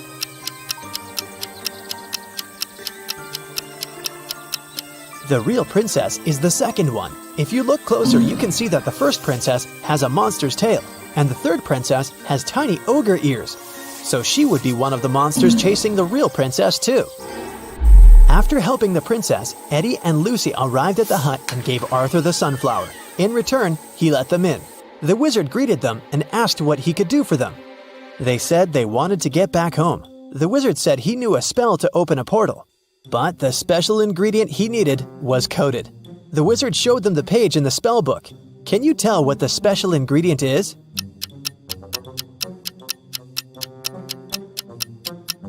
It's one piece of feather from a crow.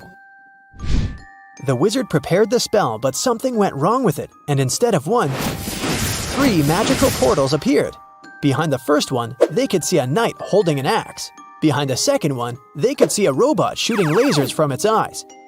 Behind the third one, they could see a vampire with a dagger in his hands. Only the safest one would transport them home. Which one is it?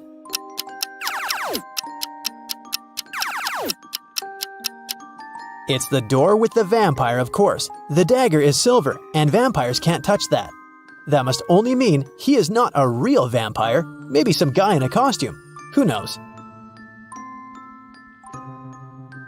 Mrs. Collins went on a business trip, and her daughter Ella stayed in the house alone. Of course, the girl wanted to invite some friends over. Her mother knew it was inevitable, so she permitted Ella to invite no more than 2 friends. Mrs. Collins also asked a neighbor to keep an eye on her daughter. Here's what the neighbor saw when she approached the house. Is Ella following her mother's instructions?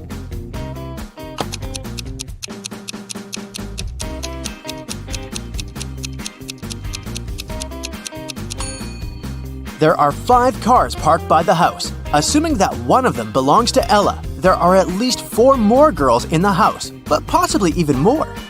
In any case, Ella invited over way more people than she was allowed to.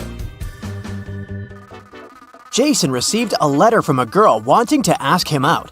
Unfortunately, the letter wasn't signed, so he didn't know who the girl was. He only knew that it must be someone from his class. Take a look around. Which girl sent him the note?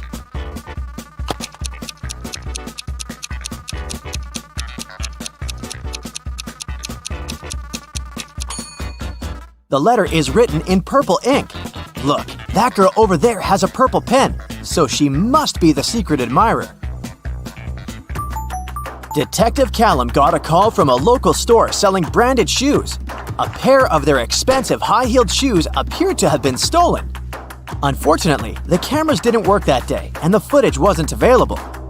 But there was a camera at the entrance taking photos of people walking in and walking out of the store. Who is the robber?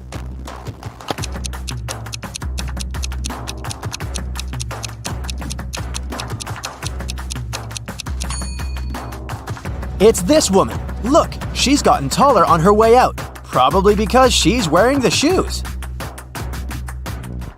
A police officer was following a robber around the city. Suddenly, the robber entered the hospital and disappeared. When the police officer entered the building, there were 3 workers. One of them must be a robber who was pretending to be a patient. Can you identify this person?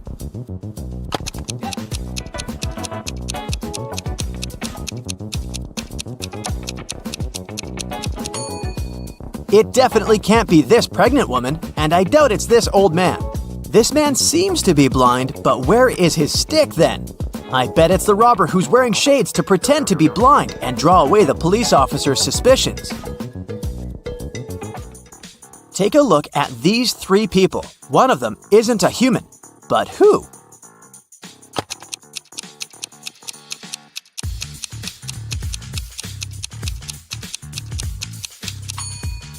It's this woman. Look, the hand behind her head is green. Avery was walking in a forest late at night. There was the full moon and she encountered 3 werewolves. Well, actually just 2, because one of them isn't a real werewolf. Which one?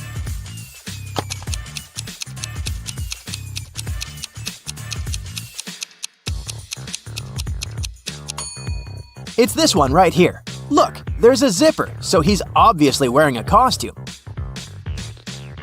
Okay, now take a look at this photo of people in a restaurant. One of them is a vampire hunter in disguise. If you were a vampire, who would you avoid at all costs?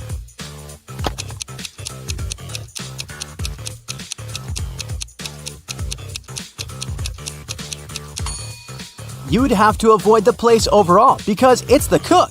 Look, he's adding garlic to the dishes. Now let's check how attentive you are. Now I'll be showing you some photos and you have to find out what's wrong or odd about them. Here's the first one. What do you say?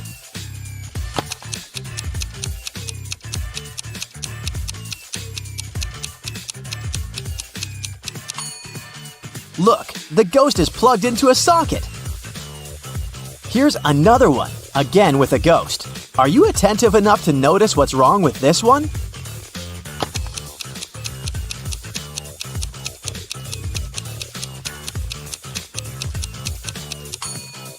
This ghost casts a shadow. You're doing great. Here's the next one. Keep your eyes wide open. What do you see?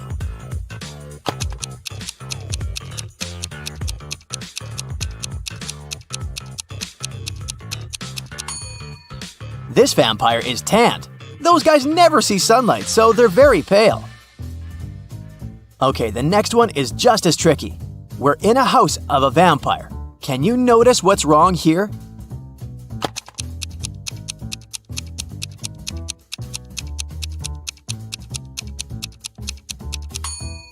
Look at the picture in the background. The vampire is on it, but vampires can't be photographed. Paige wasn't doing well in school, so she was grounded for all the winter holidays and forced to study. Her father would work the night shifts, so quite often he wasn't at home for a long time, so Paige would often sneak out. She was very careful so it would go unnoticed.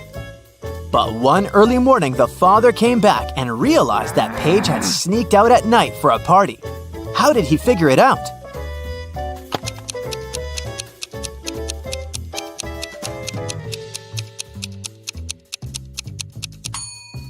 Look, Paige's car is the only one in the neighborhood that's not snow-covered. It means that she's recently used it. Mrs. Jones grounded her teenagers for throwing a party in the house the previous weekend. They weren't allowed to go out for 2 weeks and were under strong supervision. On Saturday, Mrs. Jones left for an hour to go grocery shopping. When she returned, she figured out that someone had sneaked out for that hour. Evie said, "I was watching Netflix." Dale said, "I was texting with a friend." Kaya said, "I just finished taking a shower." Who sneaked out?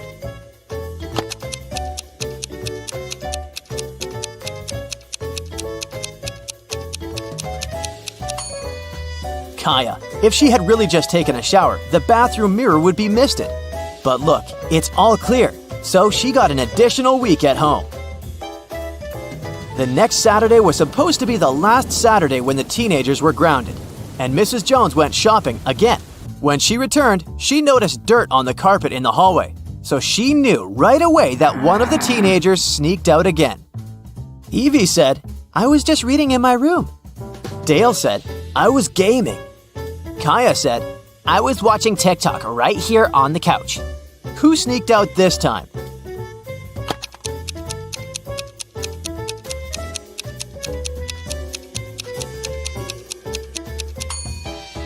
This time, it must have been Dale. He has wet hair, which could be weird, but it's not. It's raining outside. It means he was outside and not just sitting in front of the computer. The next Saturday, only Evie wasn't grounded anymore.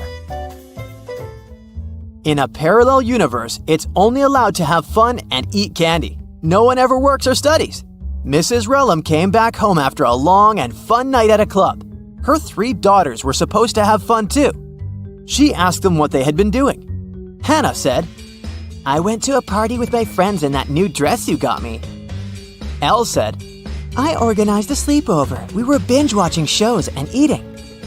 Ava said, "I was gaming all day with my friends online."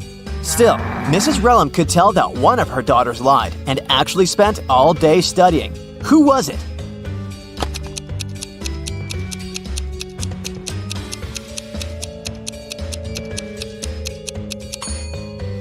It was Hannah. Look, her dress is perfectly clean and still has a price tag on it.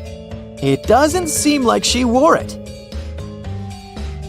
As you remember, Elle had a sleepover with her friends, so her room is a complete mess right now. Now, she's going to a beach with her friends. She needs her sunglasses, sunscreen, and her swimsuit. Can you help her find them in the room?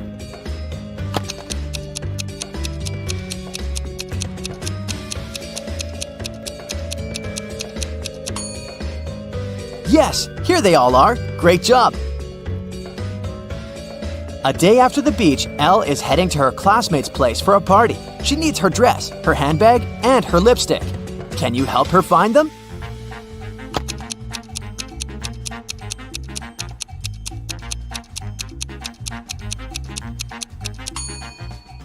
The dress, the handbag, and the lipstick. Did you find them all? Hannah was getting ready to meet her best friend for a picnic and didn't find some of her stuff. She remembered that she had lent her shoes, her hairdryer, and her backpack to her sister, Ava. Ava's room was no less of a mess than Elle's. Can you help Hannah find her stuff there?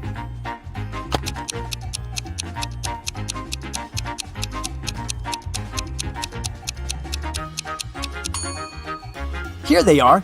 Did you find everything she needed? Ava is getting ready for her volleyball practice. She needs her volleyball, her sneakers, and her hoodie. Where are they?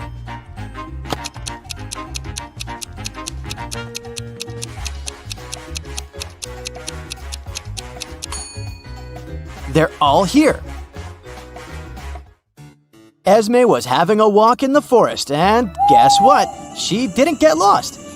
Here was her way home, but she decided to go and visit a witch because she had a deal for her. "I have a riddle. If you don't solve it, I'm taking your cat." The witch agreed. "When does New Year's Day come before Christmas Day?" The witch kept the cat. What was her response?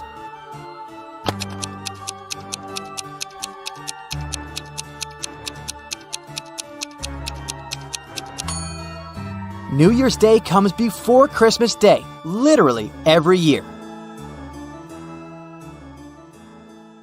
Hey, let's check if you could make a good detective. How about a warm-up task? Look at the photo of these friends hanging out together. They are 3 couples. Each consists of a girl and a guy. What's your guess? Who dates who?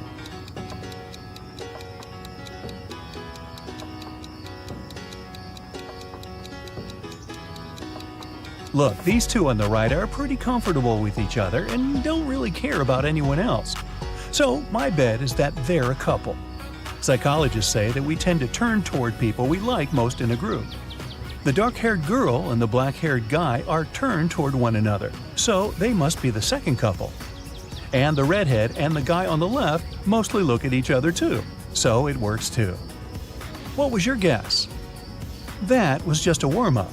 Now, let's get down to business. I have a couple of cases for you to crack. A young lady, Leslie, went missing. Her best friend, Colette, said that Leslie had been planning to run away with her mysterious boyfriend. He supposedly lived in some other country. Leslie even left this farewell note. What do you think about this case?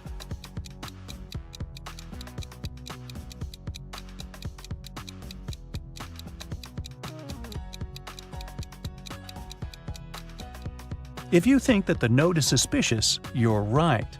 The first letters of each line form the word save. Maybe Leslie was forced to write it and left a hint.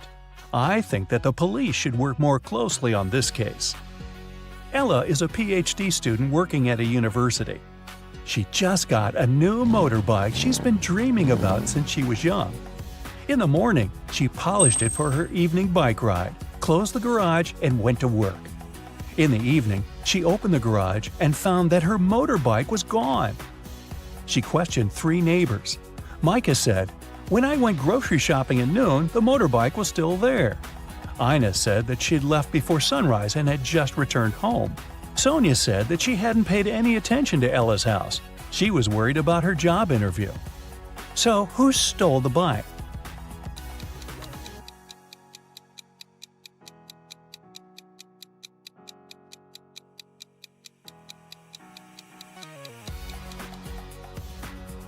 Micah. He said that he'd seen the bike in the garage, but it couldn't be true because the garage was closed. An anonymous note was sent to the police, reporting that one of the students of the local college was not a real person, but a creature from a parallel universe in disguise. There was also a picture of several young people, and the imposter was among them. Who seems suspicious to you?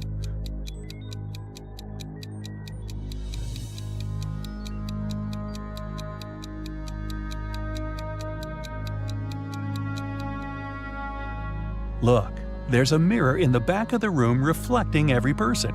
Except for this girl. She's not reflected in the mirror, so something must be off about her. A jewelry store manager started to notice that every month a pair of earrings went missing. The suspicion fell on the cashier. The first time it happened, she was forgiven. The second time, the sum was withdrawn from her salary. The third time, the manager fired her. But the theft happened for a fourth time. When it occurred once again, the manager decided to go through the security camera footage. Here are some of them, made in May, June, July, August, and September. Do you see anything suspicious?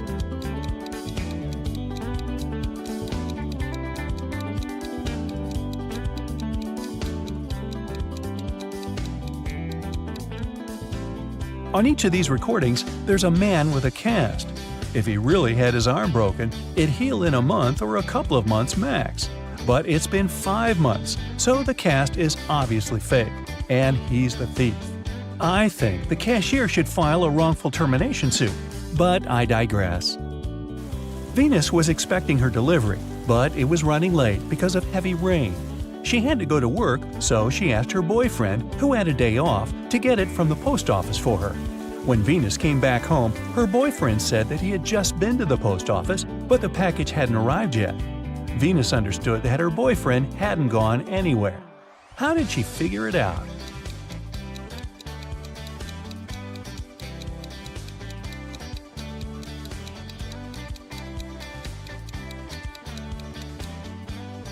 It's been raining all day, but the spot under the car is dry, which means no one's used the vehicle during the day.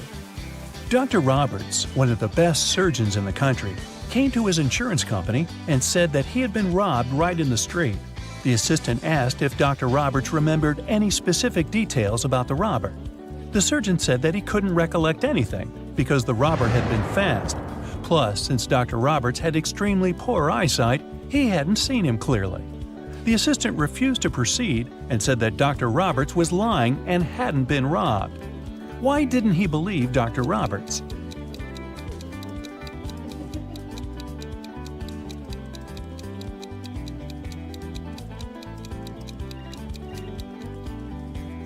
Dr. Roberts is a surgeon. Surgeons usually have excellent eyesight. So why did a highly paid surgeon need the insurance money? There was a grand ball organized in honor of Ms. Dell's birthday, and half of the town was invited. Suddenly, the lights in the entire building went off for a couple of minutes. When the lights came back on, Ms. Dell's beautiful diamond earrings were missing. The main suspect was her distant cousin, Sylvia. But the girl said that she had been in the bathroom fixing her makeup. She didn't even notice that the lights had gone out because she'd been busy. Who is lying, Ms. Dell or Sylvia?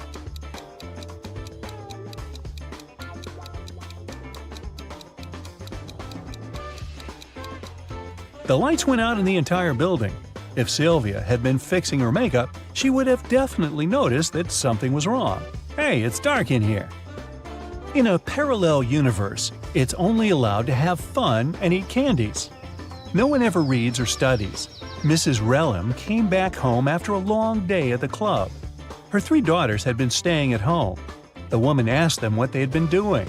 Hannah said she'd gone shopping for a new board game and then spent the day playing it with her friends. Elle said that she had been partying with her classmates in the pool. Ava said that she had been binge-watching TV shows all day and eating ice cream. Mrs. Relham could tell that one of her daughters lied. Who was it?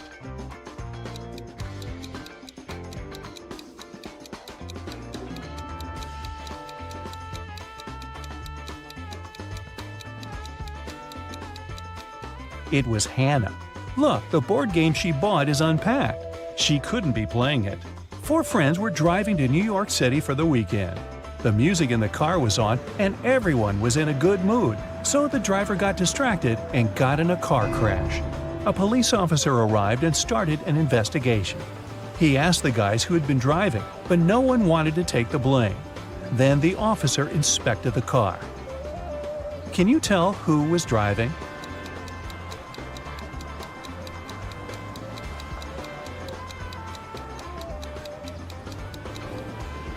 Look, there's a purse hanging on the driver's seat. It must belong to a girl. There's just one girl in the group, so she's likely to be the driver. Mrs. Miller came back home after work and asked what her daughters had been doing all day. They were all grounded and weren't allowed to leave the house or watch TV. Kaylee said that she had been doing housework and had just finished cooking pizza for dinner. Ellery said that she had been upstairs in her room reading. Lilith said that she'd spent the day cleaning her room. Who's lying?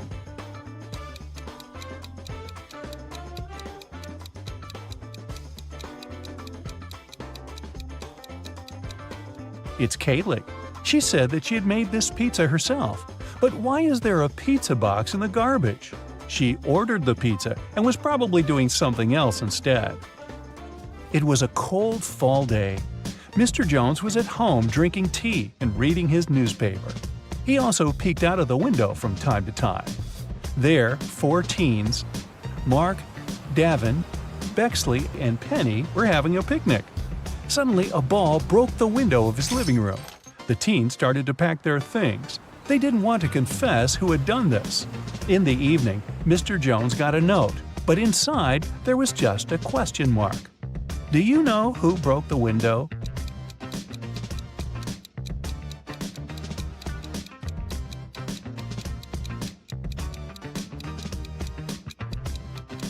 The question mark is a hint. It literally means question mark.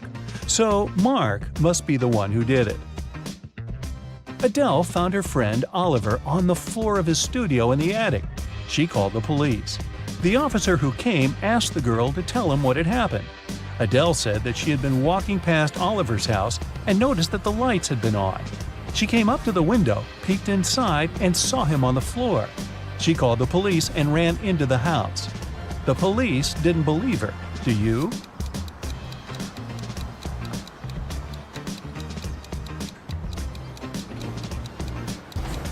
No, it doesn't sound right. The guy was in the attic. Adele couldn't possibly see him through the window, unless she was 20 feet tall. On Wednesday, a high school student, Layla, went missing. There are 3 suspects: Mrs. Adams, the director, Mrs. Smith, a school cook, and Mr. Jones, a cleaning man. Mrs. Adams said that she had a lot of work and spent the whole day in her office, never leaving it. Mrs. Smith said that after the working day, she had to stay in the kitchen to do some cleaning before the weekend. Mr. Jones said that he'd left after classes to do some shopping. He only returned several hours later. Who is guilty?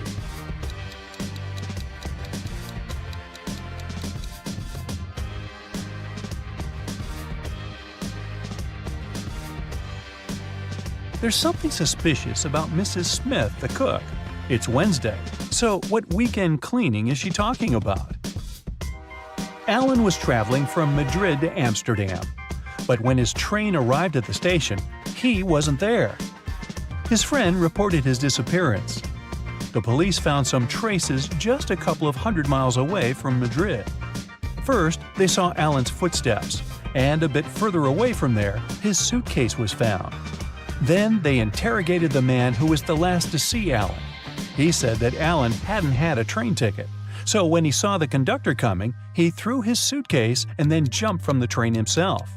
Do you believe this man?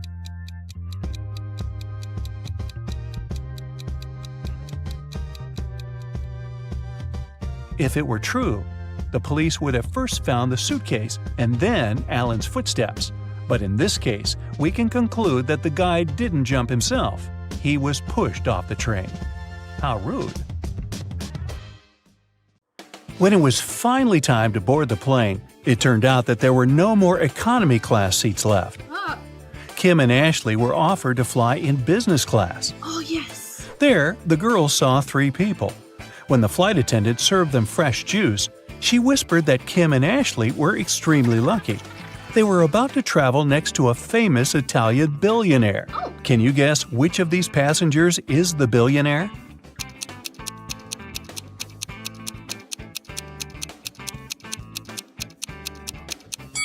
This glamorous lady is a good candidate, but it's very unlikely a billionaire would wear a 100% polyester coat.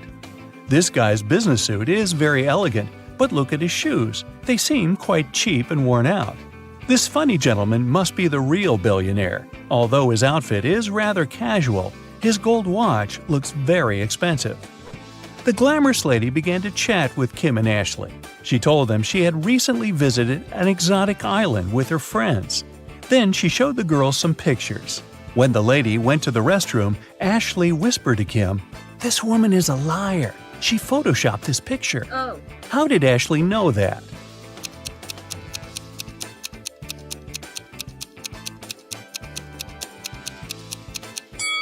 It's all about the shadows.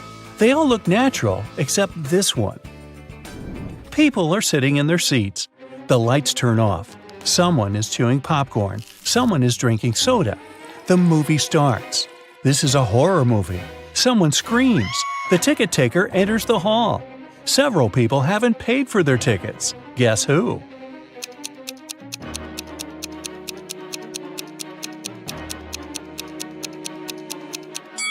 No one has a ticket here. Free entrance, the note pinned to the back door claims.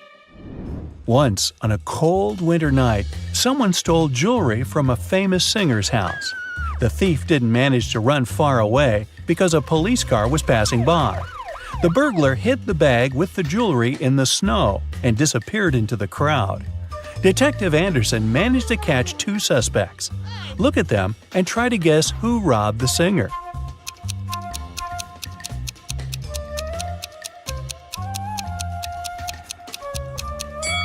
If you dig snow with your bare hands, they will turn red. This man has red fingers and palms. But that woman could dig snow wearing a pair of gloves, so she could be the thief too. But she wouldn't be able to run in such high heels. After the meeting, Zoe unboxed a delivery from a popular writer.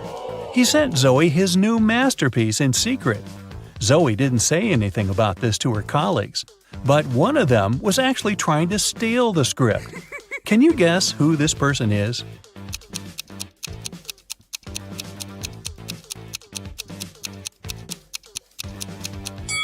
It's the assistant.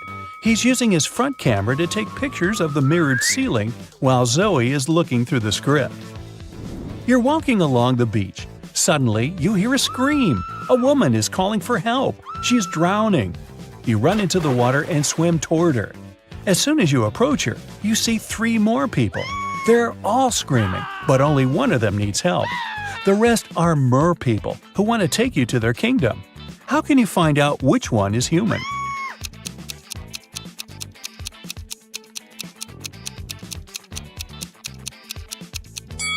Dive under the water to see who has a fishtail. Richard likes abandoned buildings and old castles. Today, he's going to check a huge house that belonged to a vampire a long time ago. Well, that's what the legends say. Richard certainly doesn't believe this. He takes his camera and sets off. It's dark and cold inside the house. Crackling sounds are coming from the corridor. Richard shines a flashlight and sees 3 vampires. Richard starts running away, but then he stops and returns. It seems these vampires are fake. How did the guy understand this?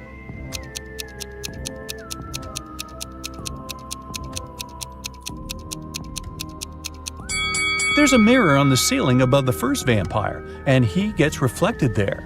The second vampire has no fangs. The third one? Uh-oh, he seems to be real. Better run! Now, Richard wants to visit an abandoned hospital. There are rumors that werewolves live there. Richard is sure it's a myth. He's walking around dark hospital wards all night, but finds nothing. He's about to leave, but 4 men block the exit. They are howling and growling. Which of them is the real werewolf?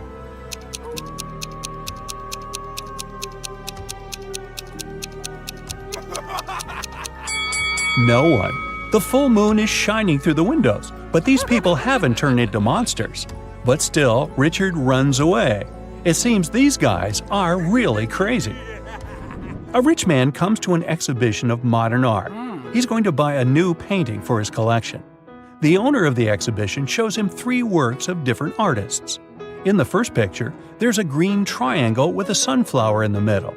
The second painting is of a tiger taking a selfie on its phone. In the third picture, there's a flying house.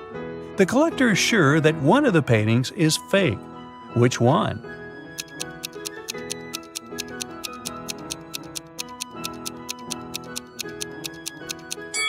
Each canvas has the artist's signature and the date when it was created. The painting with the tiger is dated 1957. There were no mobile phones and selfies at that time. This picture is fake. Martin's nervous because today is his first DJ performance at an electronic music festival. He goes on the stage. The crowd is cheering. Martin puts his headphones on and turns on the first track. Music is playing, but people aren't dancing. Why?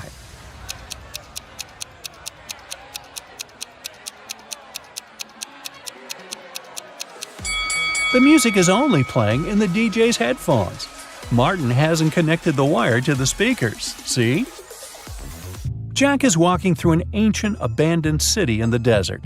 Treasure is hidden somewhere here. Jack checks the map and finds the right place. He starts digging. 6 hours later, exhausted, he hits something with a shovel. It's a chest. Jack pulls it out of the ground, rips off the rusty lock, and opens it. The chest is filled with ancient gold coins.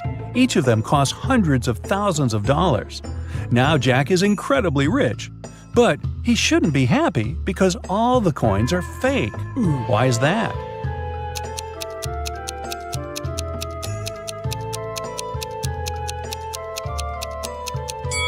Each coin has a date, 145 BCE. It seems they're really old, but people who lived at that time couldn't write BCE on their coins because they didn't know they lived before the current era.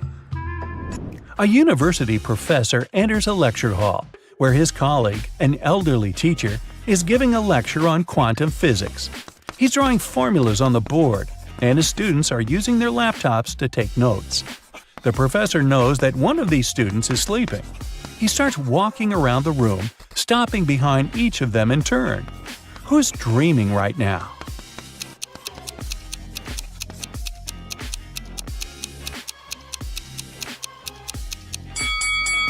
Almost all of the students are writing the formulas down in their laptops, except that one. His screen is off. That's because he's fallen asleep. Detective Anderson is chasing a robber dressed in a tuxedo. Suddenly, the criminal runs inside a huge hall. All the people there are formally dressed. Help Detective Anderson find the suspect among them.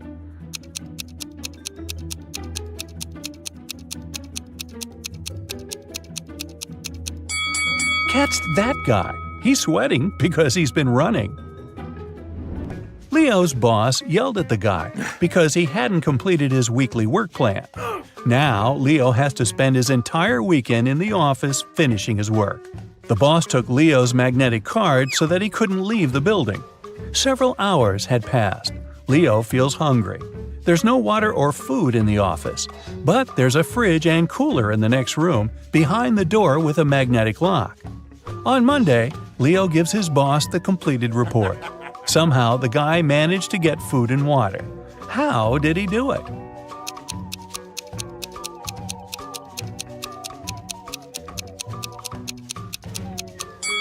Leo just went to the refrigerator and got himself some food. No one said the door with a magnetic lock had been locked. Victoria approaches her house. The light bulb turns on automatically and lights her way to the door. Victoria inserts the key and goes inside. A couple of hours later, the doorbell rings. She looks through the peephole and sees a silhouette of a man wearing a hat. Victoria is afraid to open the door, but not because it's a stranger, but because it's not a human. Why does she think that?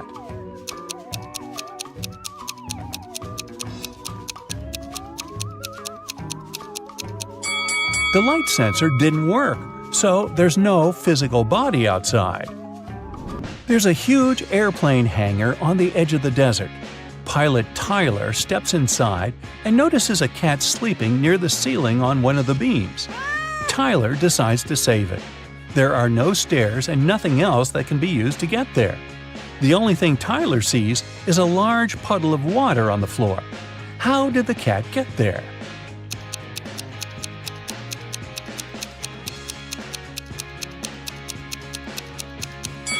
There was a pyramid of ice cubes. The cat climbed to the top of it and reached the ceiling. Then the ice melted and left the puddle. Gee, I guess I won't mention my theory about the cat drinking so much water to the point of bursting, which then propels the cat up in the air and, well, let's stick with the ice cubes. Margaret, Rachel, and Diana are walking down the street, sharing their plans for the weekend. The girls look rich, but only one of them has a lot of money. Who is it?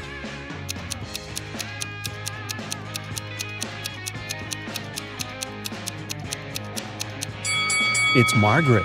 You can notice the key to a Ferrari in her bag. Rachel had been dreaming of becoming a famous actress. Finally, her dream was about to come true. A famed talent agency had invited Rachel for an interview. She arrived at the office to meet her new agent early in the morning. Hello. There were 4 people in the conference room. Can you tell which one is Rachel's agent?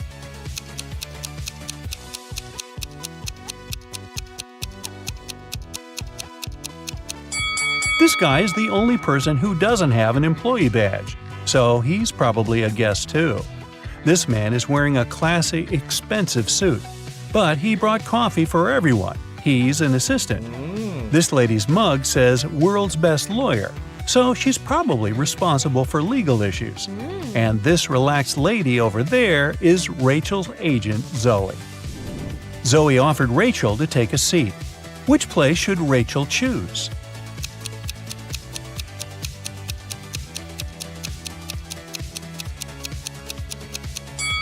This chair is missing one leg. Someone has spilled coffee on this chair. It has written "The Boss" on the drink in this cup and left it on the table next to this chair. And someone has left a sweater on this chair. So Rachel has only one option. Here it is.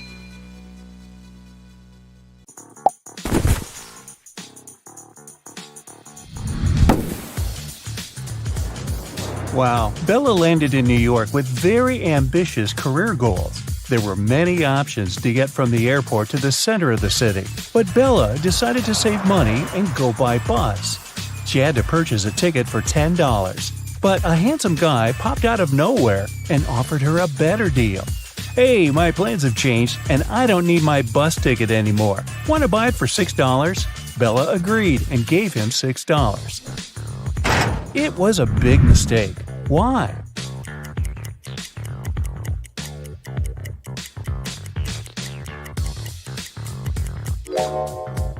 Take a look at the current date on the screen of the vending machine. And now check the date on the ticket. It expired a decade ago. Finally, Bella arrived in Manhattan and found her hostel. She had booked a bed in a dormitory room. Bella had to share it with 3 other women. She left her backpack on her bed and went to take a shower. When Bella returned, she found out that someone had stolen her laptop. She questioned her roommates. Sarah said, "I was drinking some coffee in the lobby. Ask the manager." Kelly said, "I was sleeping with my earplugs in and my sleep mask on, so I didn't see or hear anything." And Chelsea said that she had been taking pictures on the roof of the hostel. Who's lying?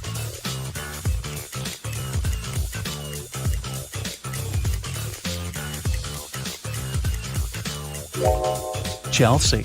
Do you see the sign? The hostel rules strictly prohibit guests from going up to the roof. In the evening, at around 8 p.m., Bella got very hungry. She went out to get some food. She found a cozy restaurant. As soon as Bella entered, she witnessed a heated argument between a waiter and a customer. The customer claimed to have ordered tomato soup, and the waiter claimed that he'd only ordered hot chocolate. Bella realized which of them was lying right away. What about you?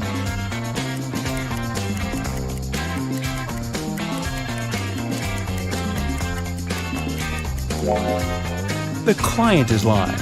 This advertisement on the wall says the restaurant only serves soups from 1 to 4 p.m. This means that the waiter simply wouldn't have accepted such an order. Bella ordered dinner. While waiting, she looked around and noticed one weird detail. Can you spot it too?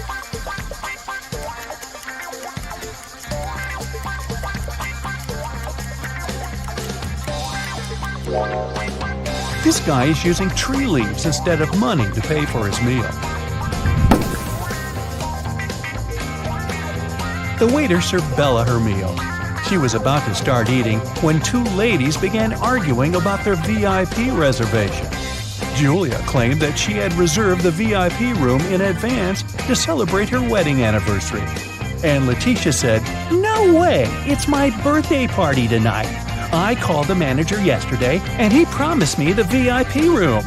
The manager said, "Ladies, I'm so sorry, but the booking system crashed and deleted both of your reservations. The VIP room is unavailable today. Can I do anything else for you?" Who's lying here?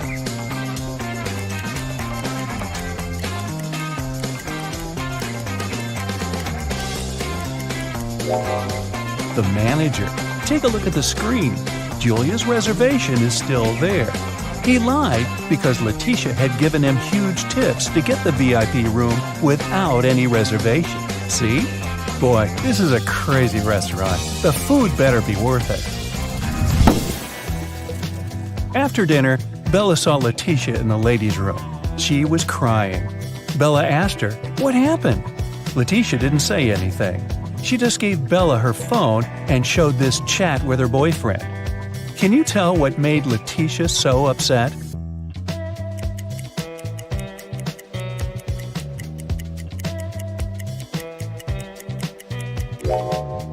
Her boyfriend didn't come to her birthday party. Even worse, he lied that his mom was ill to visit a pool party. Take a look at the reflection in his sunglasses. It seems that he's having fun.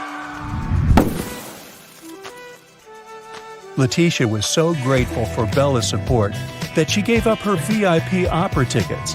The performance was scheduled for the next day. Now, Bella needed to find an evening dress. She headed to a shopping mall with Kelly and Sarah, but as soon as they arrived, they noticed something very weird. Can you see it too?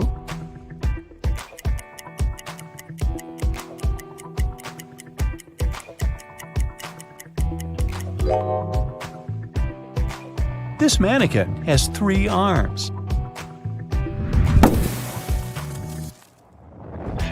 Can you spot what's wrong here?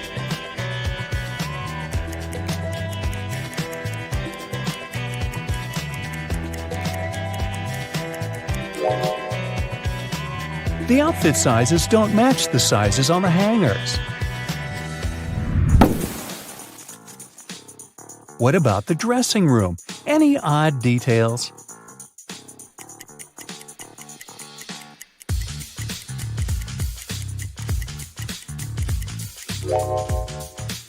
These hairy clawed paws can't belong to a human. Finally, Bella found a beautiful evening gown for the opera, but it cost $97. Bella couldn't afford it, so she borrowed $50 from Kelly and $50 from Sarah, which equaled $100. She bought the dress and got $3 of change. Bella gave $1 to Kelly and $1 to Sarah and kept the last dollar for herself. So now, Bella owes $49 to Kelly and $49 to Sarah, which equals $98. If we add the dollar that Bella took, we'll get $99. But then, $1 is missing. Where is it?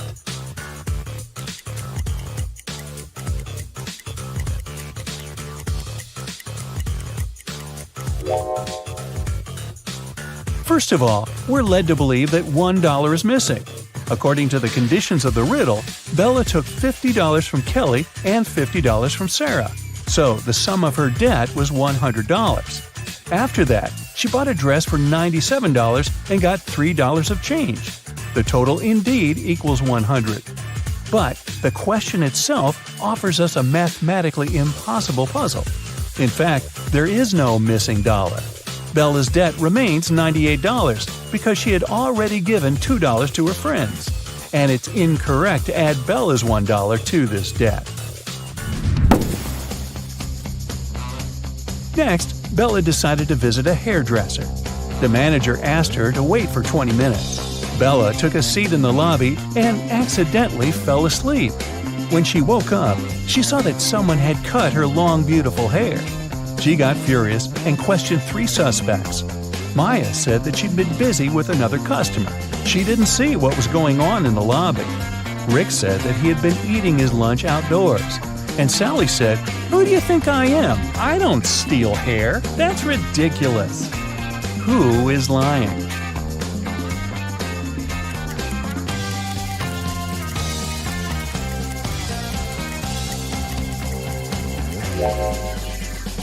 Both Maya and Sally have some cut hair on their clothes, but that doesn't prove their guilt. But Rick's lunchbox is full of food, which means that he was busy with something else during his lunch break. Very suspicious.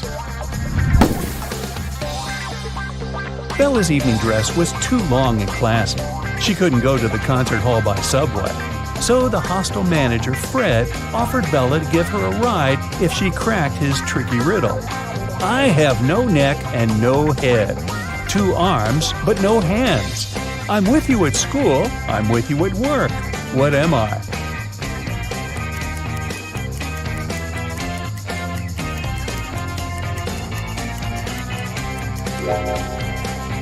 The correct answer is a shirt. During a break, Bella went outside to get some fresh air. She enjoyed the evening along with other guests. Suddenly, a street dealer offered Bella a diamond necklace for $20. She agreed right away and put the necklace on. Soon, 3 guests came over to Bella to claim the necklace. Pam said, How dare you? This necklace has been in my family for ages. I lost it in the ladies' room. Diana said, "This piece looks very similar to my necklace. Someone stole it as I was moving through the crowd today.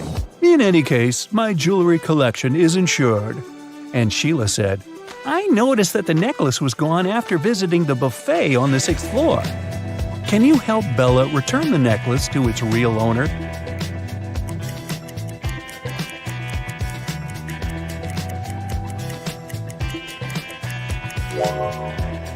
The necklace belongs to Diana. The concert hall doesn't have 6 floors. Pam and the street dealer have similar tattoos on their arms, so they must be scammers working together. After the performance, Letitia invited Bella to the after party, where Bella met Tyler. He claimed he was a famous violinist and showed Bella some pictures proving his luxurious lifestyle. But Bella realized that he was just a wannabe very soon. How did she understand it?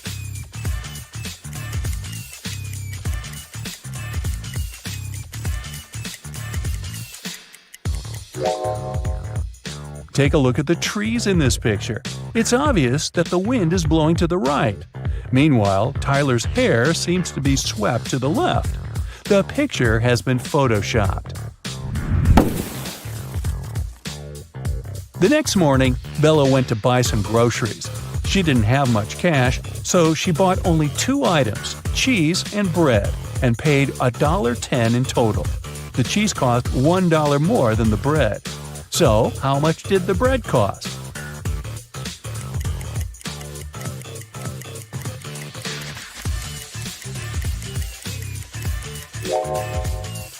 The most obvious answer would be that the bread cost 10 cents. But if the bread cost 10 cents and the price of the cheese was $1 higher than that of the bread, the cheese would cost $1.10. And the total, in this case, would be $1.20.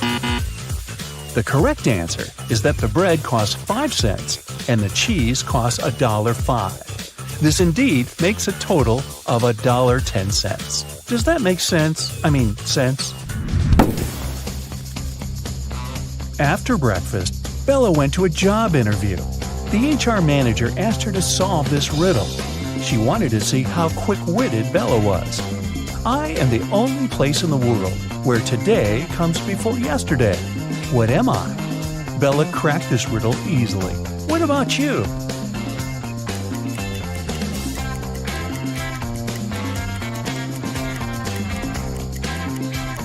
The correct answer is the dictionary. Bella got a job as a train conductor. On her first day at work, she entered a rail car to check the passengers' tickets. There were only 3 people inside, and only 2 of them were human. Can you tell who's not human?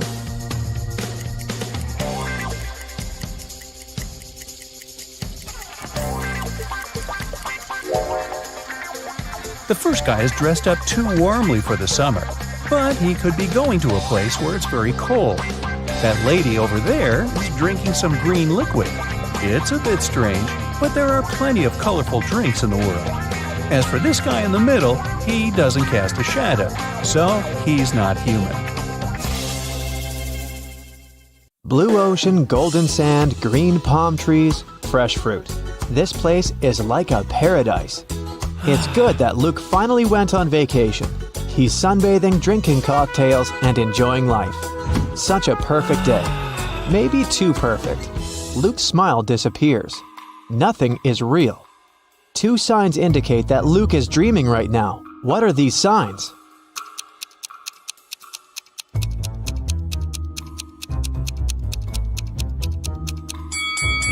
The first thing is that there are 2 suns in the sky. The second sign is that the ocean has no waves.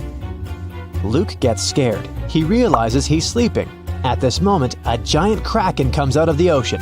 It stretches huge tentacles towards Luke and screams out like a siren. How can Luke escape from it? Where should he run?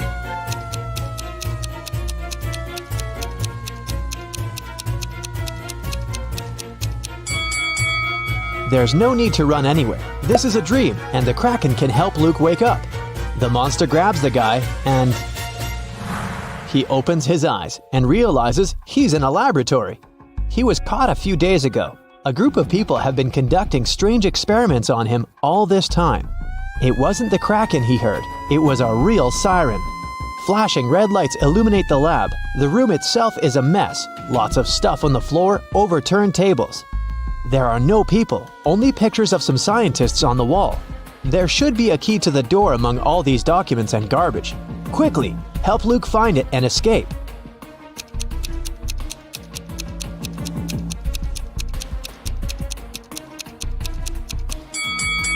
And the key is hidden. Not here. It's not needed. The door isn't locked. See? Luke is about to leave the lab. But wait, what does he need to take with him? Look around the room. He can only take one item.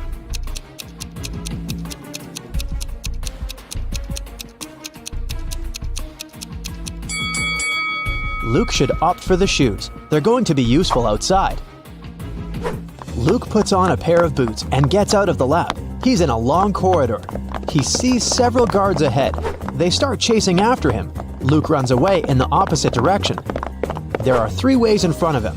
One corridor is filled with toxic gases. The second way is a bottomless dark abyss. The third corridor is so hot that the walls are glowing red.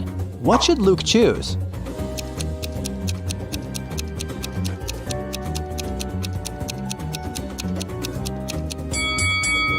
The second hall with a chasm. See how the light gets reflected from the abyss?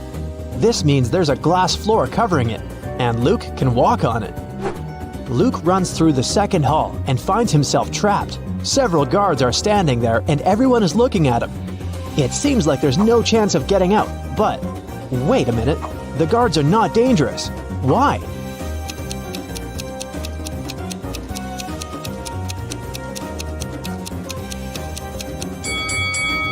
They're motionless because they're either well-done wax figures or real people who can't move for some reason.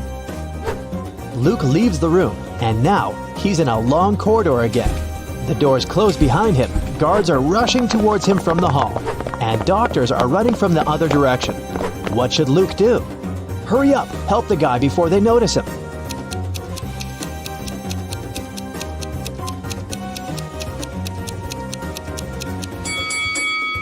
Do you see a laundry basket? There are white coats there. Luke should dress up as a doctor and walk past the guards. The guy enters one of the many doors and finds himself in a large room for experiments. This is where they keep their test subjects. There are several locked cells with people sitting inside. They ask Luke to release them. Unfortunately, he can only free one prisoner. But who? A werewolf is locked in that cell. An electrical human is in another. A seemingly ordinary girl is locked in the third one. In the furthest cage, there's a guy with a shark's mouth.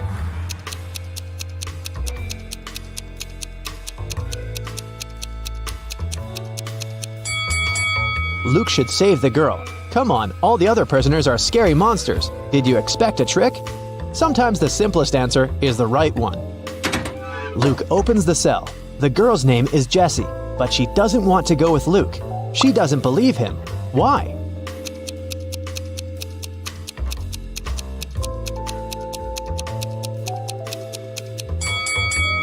Because Luke is wearing a lab coat. He explains to Jessie that he put on these clothes to remain unnoticed.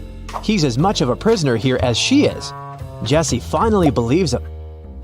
Together, they escape from the lab, but the guards and scientists notice them. Our heroes are trapped. There are 3 rooms in front of them. An electrical current is running non-stop through the first one. 3 ferocious lions are in the second room. There's a fire raging in the third one. How should Luke and Jessie escape?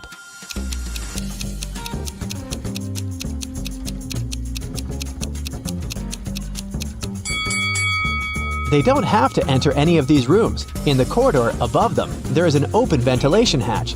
These guys should help each other get in there. They crawl through the vent for a few minutes. Finally, they reach the elevators.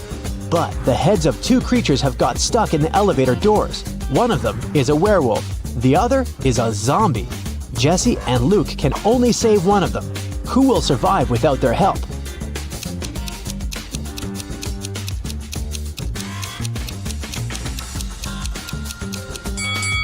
The guys save the werewolf because the zombie is no longer alive anyway. He can survive even without his head. The werewolf runs away while Luke and Jesse get into the elevator. The laboratory is located deep underground, so they go 40 floors up. The doors open, and they find themselves inside an old hut. Our heroes go outside and see a winter forest. Jesse and Luke run forward as fast as they can. They hear dogs barking and people screaming. The scientists are chasing them. The guys come to a crossroads. The first way leads to a lake. At the beginning of the second road, there's a sign, "Beware of wolves." The third road leads to a high cliff. Where should they go?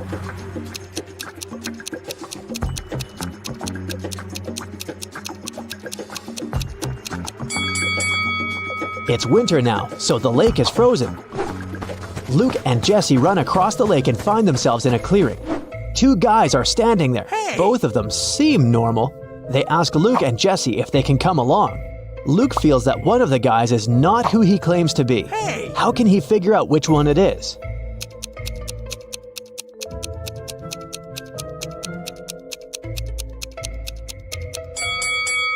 If you pay attention to the footprints in the snow, you'll see how this guy appeared here, but there are no footprints near the second guy. How did he get here? It's suspicious. Jesse and Luke agree to take along the first guy. His name is Max. He says he's also escaped from the lab. He knows there's a road somewhere nearby, so they decide to find it. They wander through the forest for several hours. No one seems to be chasing them anymore, but now they have a new problem. They're cold and hungry. Sometime later, they see a small house where they can warm up. But the door is locked. Where's the key?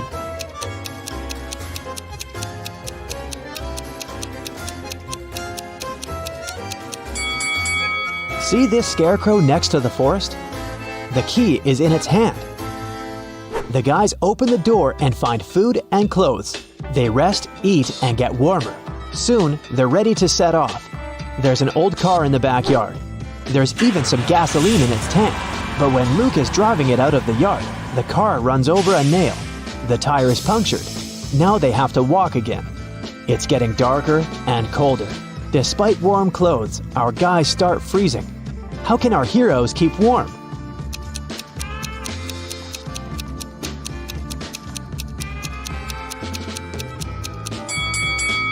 There are old dry leaves, moss, and grass under the snow.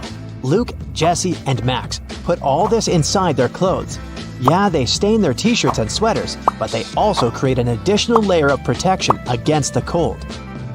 Finally, they're near the edge of the forest. Through tree branches, the guys see a road illuminated by moonlight. They're saved. Now they only need to catch a car. Max, Luke, and Jesse walk along the highway and finally see headlights. Luke raises his arm to stop the car. A small pickup truck is slowing down. The driver rolls down the window and asks if the guys need help. Jesse quickly tells him everything that has happened to them. The driver asks them to get in the car, but Luke doesn't want to. He's sure that this man is one of the bad guys. How has Luke figured it out?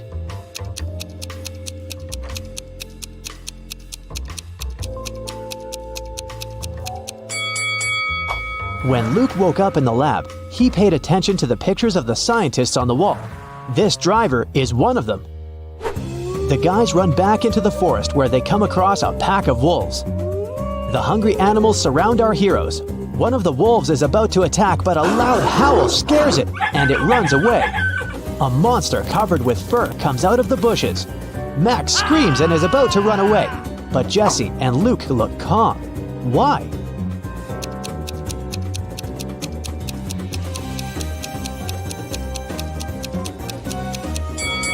Because this is the werewolf our heroes rescued from the elevator. They follow the monster. It leads them to a safe place. This is a small village hidden deep in the forest. Creatures that don't look like humans live here. Werewolves, bird people, merfolk, and humanoid trees.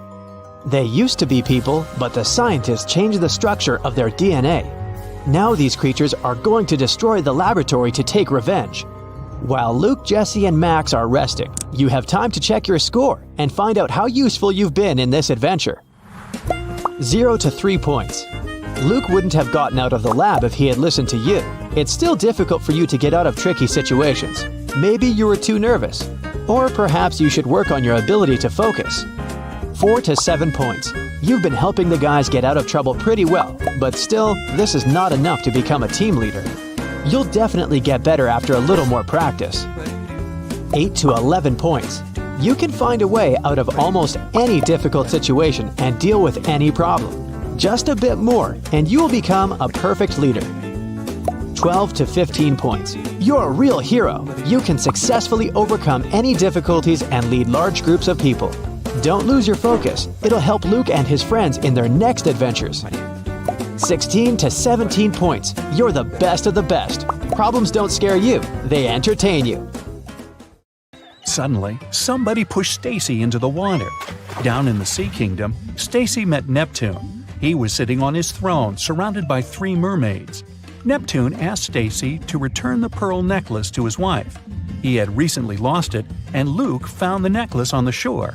Can you guess which mermaid is Neptune's wife?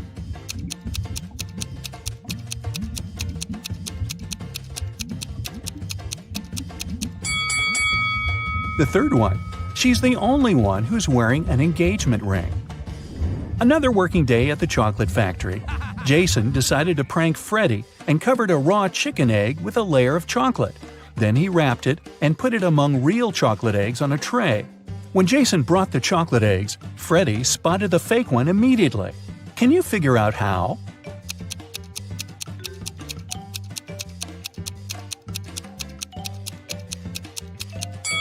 The real chocolate eggs are hollow inside, so they were rolling all over the tray when Jason was walking.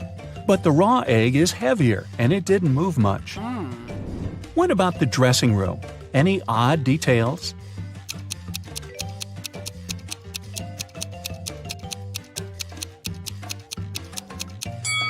These hairy clawed paws can't belong to a human. Next, Bella decided to visit a hairdresser. The manager asked her to wait for 20 minutes. Bella took a seat in the lobby and accidentally fell asleep. When she woke up, she saw that someone had cut her long, beautiful hair. She got furious and questioned 3 suspects. Maya said that she had been busy with another customer. She didn't see what was going on in the lobby. Rick said that he had been eating his lunch outdoors. And Sally said, "Who do you think I am? I don't steal hair. That's ridiculous." Who is lying?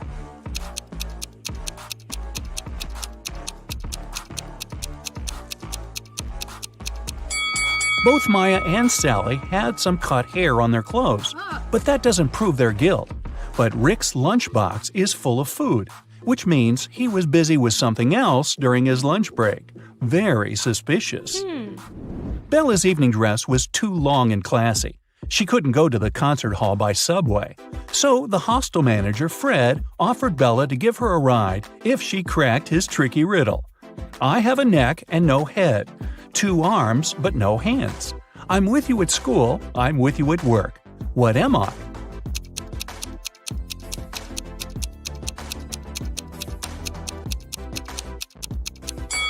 The correct answer is a shirt.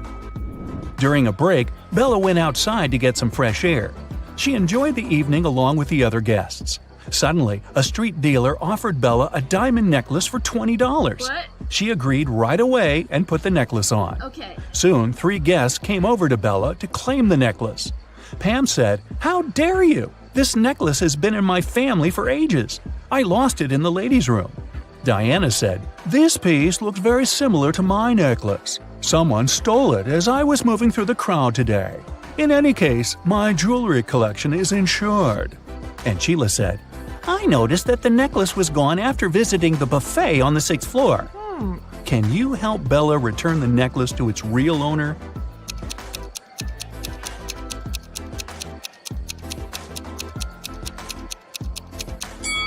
The necklace belongs to Diana. The concert hall doesn't have 6 floors. Pam and the street dealer have similar tattoos on their arms, so they must be scammers working together. After the performance, Letitia invited Bella to the after-party, where Bella met Tyler. He claimed he was a famous violinist and showed Bella some pictures proving his luxurious lifestyle. But Bella realized that he was just a wannabe very soon. How did she understand it?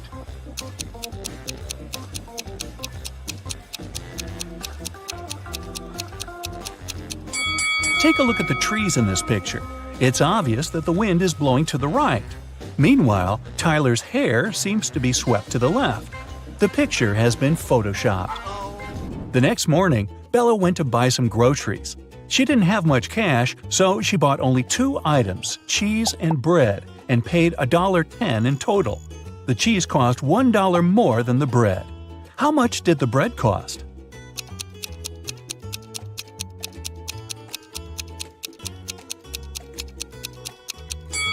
The most obvious answer would be that the bread cost 10 cents.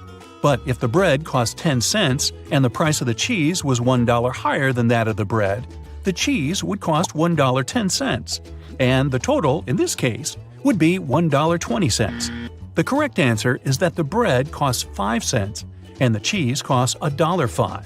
This indeed makes a total of $1.10. Does that make sense? Cents? Freddy decided to pay Jason back. He dressed up as a ghost to scare him. But suddenly, several real ghosts appeared in the room. Can you figure out which of these ghosts is Freddy?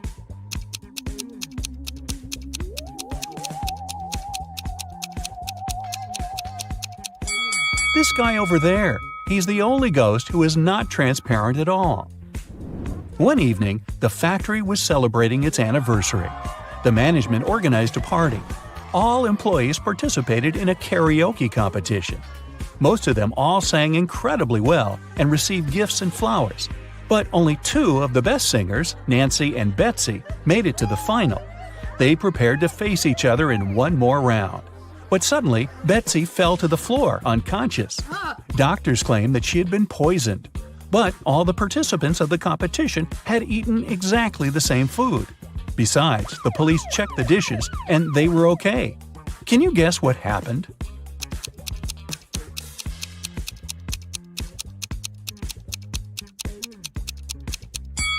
Someone poisoned Betsy's flowers. Next day, Freddy came to work as usual. He looked around and exclaimed, "Wait a minute! Who's brought a cat to the chocolate factory? No pets are allowed here. Can you see any animals?"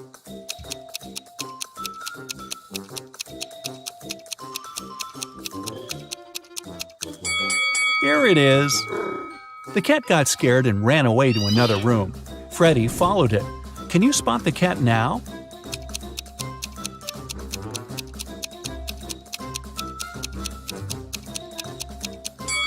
It's hiding over there. And again, Freddy failed to catch the cat. It ran out of the building and hid in the garden. Can you help the guy find the cat?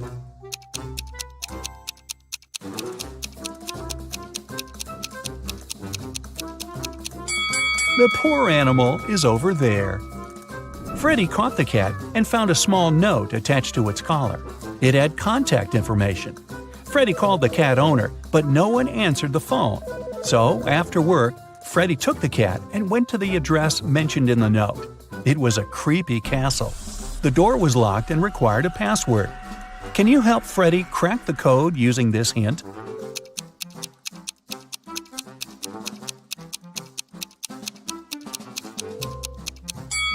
The password is rainbow. A gloomy old man greeted Freddy inside the castle. Freddy expected that he would thank him for bringing the cat back. But the old man began to laugh evilly and locked all the ways out. Then he said, "If you manage to complete 3 tasks I give you, you will get $1 million. But if you fail, you'll stay in my castle forever. Here's the first task.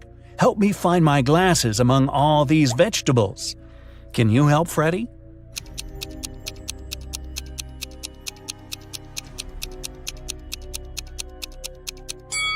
Here they are.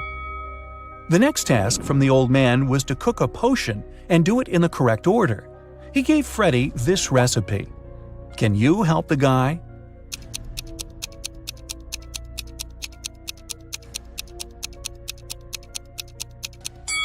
First of all, you gotta put curry. Then go for blueberries to make the potion look greenish.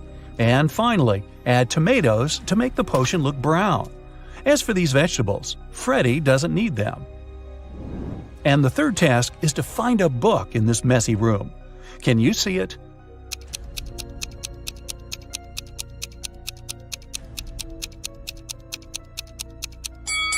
It's half hidden inside the sofa. Sam was walking in the mountains. He met a beautiful girl and spent the whole day with her. In the evening, he realized he didn't even know her name. He asked if he could take her out the next day. The girl agreed, but only if he guessed her name. Sam was upset, but luckily, the girl liked him too. She wrote something on a piece of paper. It was a hint. Can you figure out her name?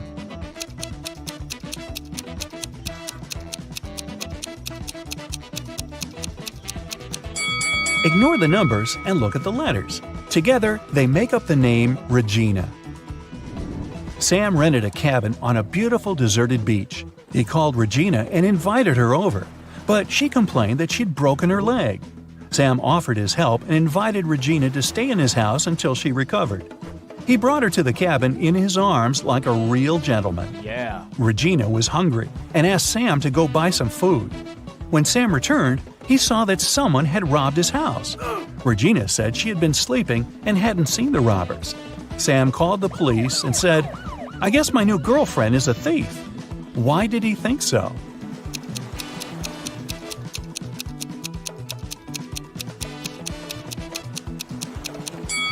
Take a look at the cast. At first, it was on the right leg, but now it's on the left one. The police arrested Regina. They also detained 3 suspicious men. Jake said that he had been walking with his dog nearby. Bill said that he had been taking pictures for his blog. And Fred said he always surfed on that beach. Can you guess which of them is Regina's accomplice in the robbery?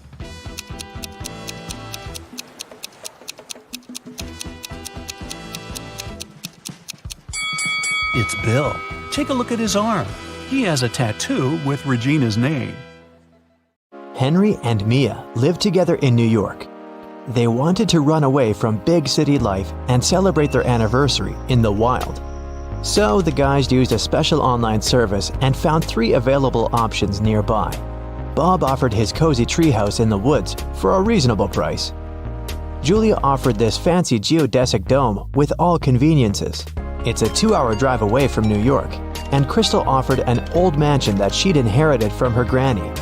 Can you help the guys make the right choice?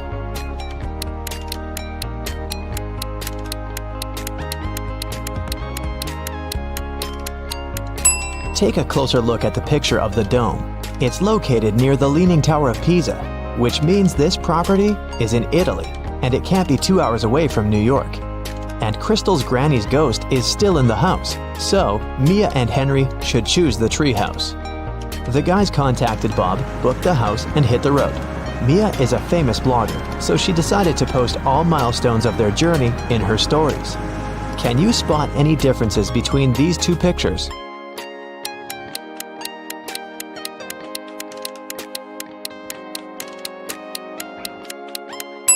Here they are. What about these 2 pictures?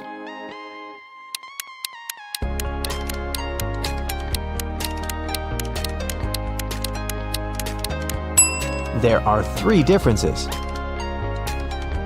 What can you say about these 2? Can you see 3 differences?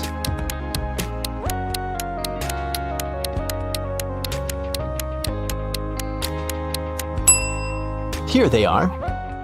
While the guys were driving along a highway, someone threw a can of paint into their car.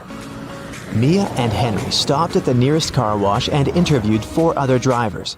Bill said, "My truck has to be perfect. I'm going on a date this evening." Jack said, "I'm going to meet my business partner at the airport. I want to leave a good impression." Lily said, "Honestly, I don't need to have my car washed. I just stopped here to visit the restroom." Ryan said, "My boss gave me this coupon so that I could wash my car for free." Who stained Henry and Mia's car?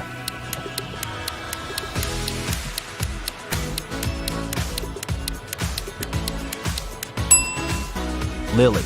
Her right hand is stained with the paint of the same color, and besides, she has a print of Mia's face on her t-shirt. She's definitely obsessed with her. The guys washed their car and continued on their journey. They had to choose one of these 3 roads to reach their destination. The first one went through toxic swamps. People often get lost in that area. The second path went near a river with creepy sirens. Their singing made everyone jump into the water. And a band of angry robbers was waiting on the third road. Which way should the guys opt for?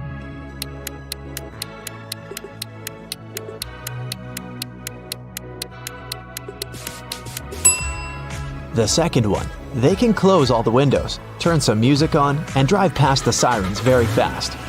Mia suggested visiting the farmer's market to buy some fresh produce for their romantic weekend. When they entered the marketplace, 3 sellers offered them apples, but only one deal was safe enough. Can you help the guys make the right choice?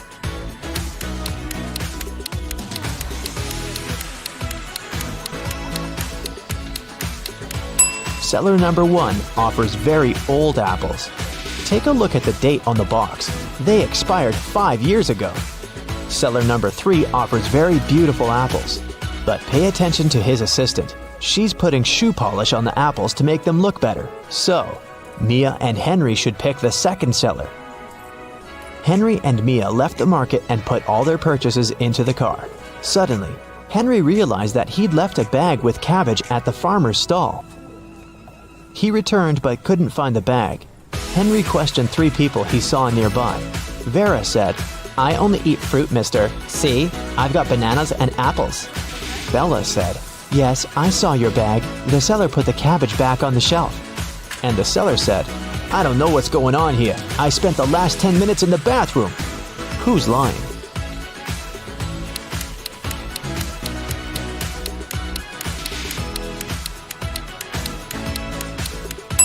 Vera. She hid the cabbage under her elegant hat. Finally, the guys reached their destination. The treehouse is even better than in the photo, but can you spot anything weird in this picture?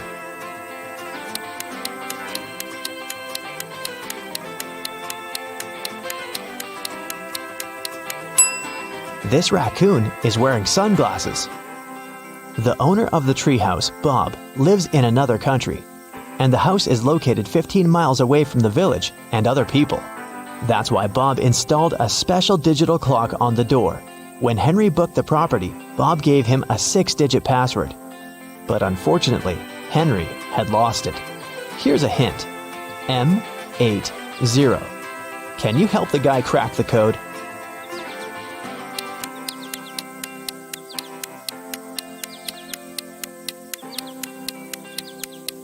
These symbols are mirrored digits. Split them apart and you'll get the code 1133CC. The guys unlocked the door. But as soon as Mia entered the living room, she got very scared. She asked Henry to call the police. Why?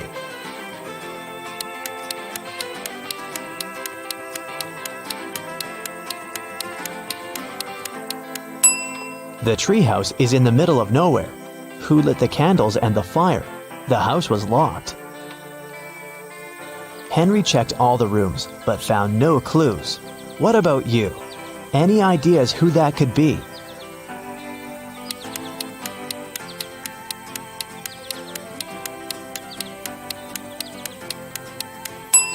That roof window is open. Someone crawled inside the house before the guy's arrival, and now that someone is hiding under the bed. See? The guys called the police. Officers promised to arrive within an hour. Mia decided to take a shower. When she returned to the living room, she realized that Henry had disappeared. Mia searched the garden, then checked all the rooms in the house, and returned to the garden again. But she failed to find any clues. Can you help her?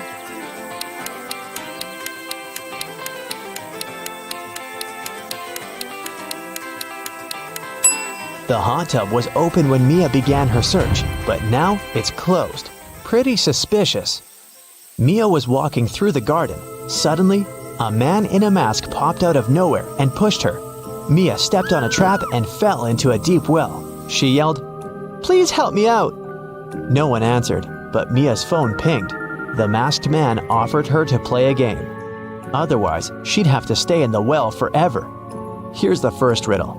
I come in many different colors, and I get bigger when I'm full. I will float away if you don't tie me down, and I will make a loud sound if I break. What am I? Mia nailed it immediately. What about you?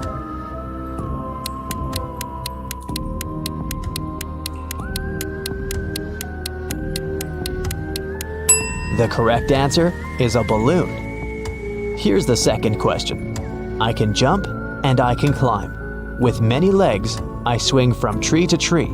I can make a house much bigger than me. What am I?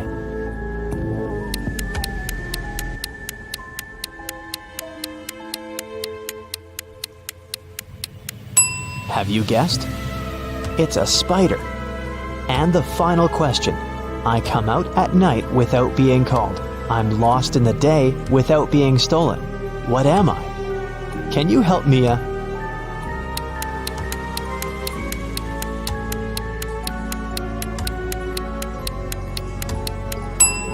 The correct answer is a star. A hatch opened at the bottom of the well. Mia went through it and got into a creepy basement. There, she found 3 ways to freedom, but every door hid some danger. A fire-breathing dragon was sleeping behind the first door. The corridor behind the second door was filled with high-voltage wires. And a vampire was waiting behind the third door. Suddenly, a message appeared on the screen of the girl's phone. Hurry up! Soon the walls will close in and smash you. Which way should Mia choose?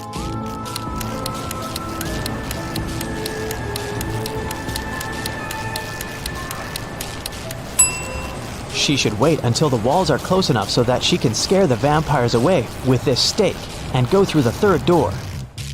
When the police arrived at the treehouse, they found Mia and Henry at the porch. Henry had just woken up. The robbers had put sleeping pills in his coffee. The officers searched the area and found some clues. They concluded that the criminals were planning to leave the country by train.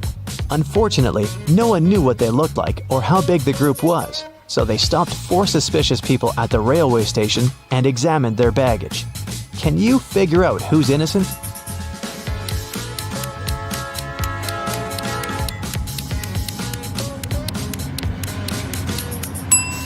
Why would a bald man need shampoo?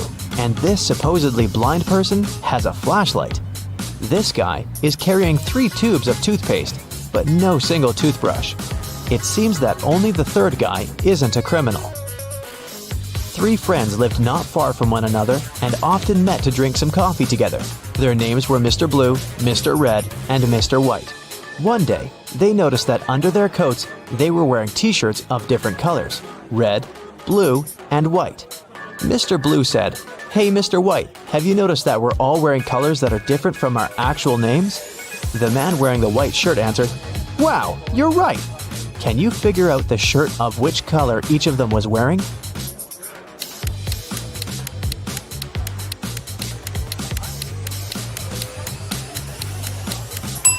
Mr. Blue can only be wearing white or red, but we've already learned that someone else is wearing the white shirt.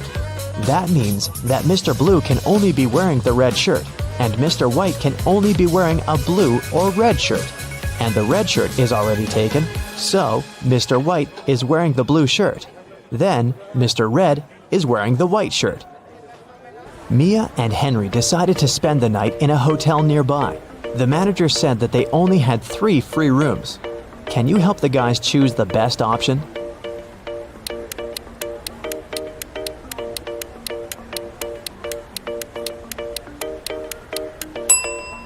This room doesn't have any doors. That's weird. And this room has a cracked mirror on the ceiling. It's too risky. The second option looks pretty safe and nice. The guys checked in, and Henry asked Mia, "Well, where do you want to go now?" She answered with this riddle. "You used to visit me when you needed to know, but I've been lonely since the internet was born. What am I?" Have you guessed?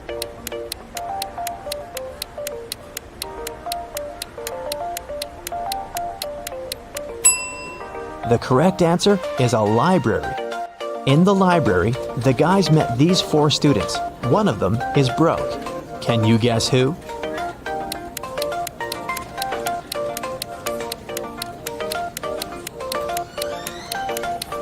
Student number 3. Her uniform is too large for her body. It must have belonged to her sister. You walk through the streets. There's a warning on a post about lizard people charging at the inhabitants of the city. You remember investigating this case, but you couldn't find these reptiles. Now you need to go to the park. For several days, a large werewolf has been scaring the residents there. You know that the werewolf has a wife, and she is the only person who can calm the monster down and help him return to his human form. You have found 3 girls.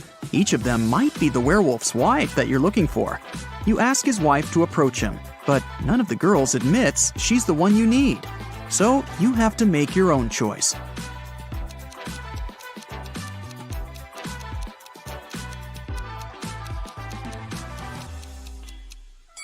Do you see some wool on this girl's clothes? It's the wolf's fur, which means she's the wife. She walks up to the monster, hugs it, and the werewolf turns into a human. You're walking back to the car and hear some screams coming from the water. A woman is calling for help. You run into the river and swim toward the drowning woman. But when you approach her, you see 3 people. They're all screaming, but only one of them is a real human and needs help. The rest are mermaids who want to lure you to their kingdom. How can you find out who the real woman is?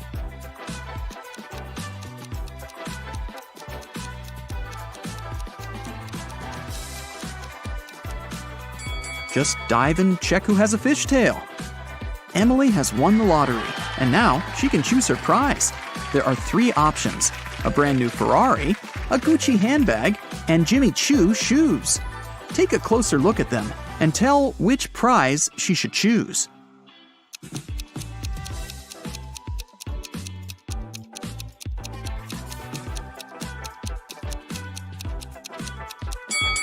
Emily should choose the handbag. The logos of Ferrari and Jimmy Choo are wrong, so the car and the shoes must be fake. So 3 best friends have finally met in a cafe to discuss some business. Val orders a big cake with fruit.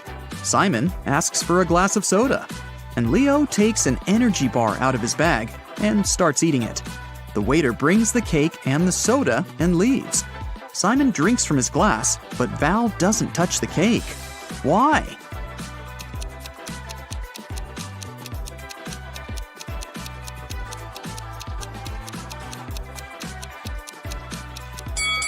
There are slices of tomatoes and cucumbers on it.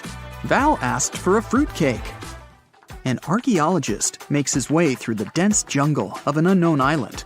He's looking for a valuable treasure, a 2,000-year-old ancient cup. If he manages to get it, he can sell the artifact for millions of dollars. He comes out to a small lake with a waterfall. He dives under the water and notices 2 caves. The cup is inside one of them. Where should the archaeologist go? Think faster, he's running out of air.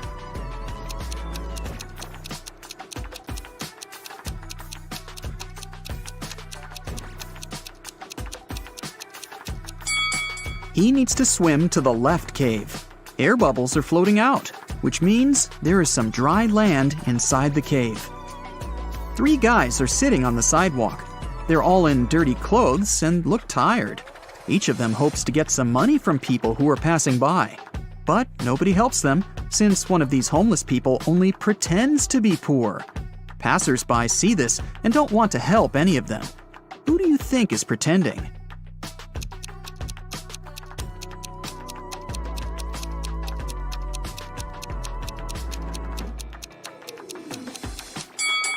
Look at this bald guy. You can notice a smartwatch on his wrist.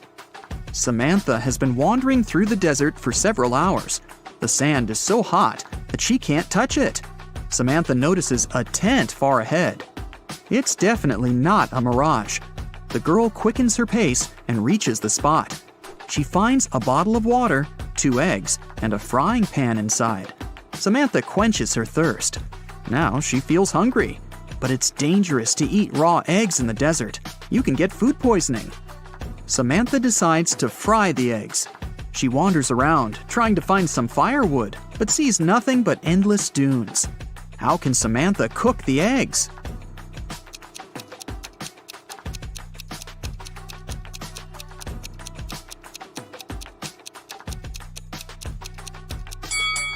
She can put the pan on the sand. It's hot. The sun will add to this heat, and the eggs will fry. After taking a shower, Albert realizes he's lost his wedding ring. It seems that the ring fell down the drain. Oh no, his wife will return home soon, and she'll definitely notice this disappearance. The wife enters the apartment. She looks at her husband, asks him to turn around, and pulls the ring out of his hair. It got caught there while he was in the shower. But how did the wife know the ring was there? Albert was facing her.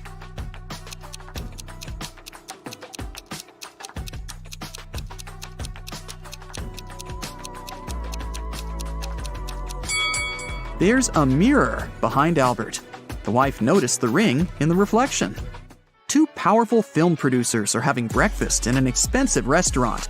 They discuss the budget for a sequel to a very successful movie that got $500 million at the box office. They speak very quietly, since they mention important details of the script. They suspect that someone might overhear them. The producers are right. Some curious people are indeed eavesdropping on their conversation. Can you find them?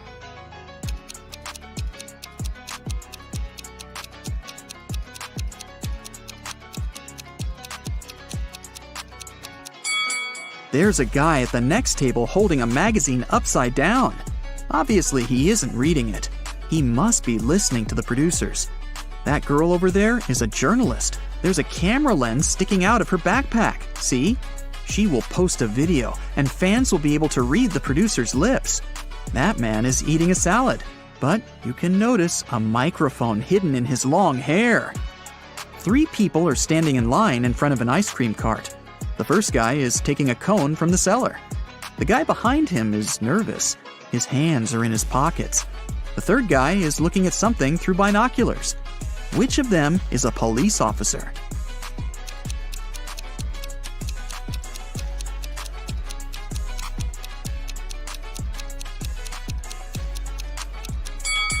Look at the first guy. He's got a police radio in his pocket. "Where's my money?" the owner of the diner screams. It's 30 minutes till the end of the working day, but there's no money in the cash register. 3 employees have been working today, but they swear they haven't touched the money. They say there have been no customers in the diner. The boss doesn't believe them. He studies the employees, trying to figure out who's the thief. Linda is wearing a pair of sunglasses, jeans, and a stylish t-shirt. She also has an expensive phone. Michael is dressed in costly designer clothes. Sarah is wearing a regular jacket and a long skirt. Who do you think has stolen the money?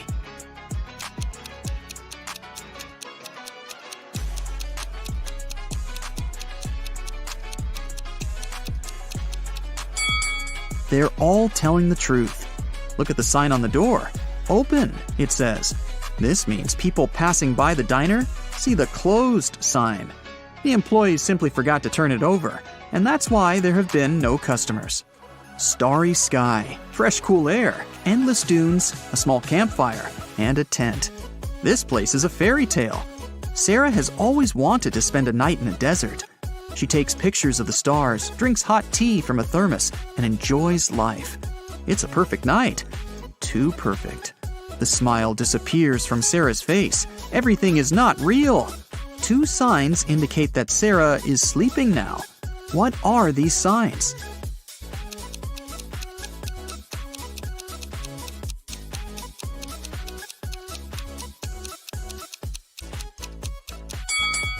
Two moons are shining in the sky. A sea crab is looking at Sarah from the sand. But it's scorpions that usually live in deserts, not sea crabs.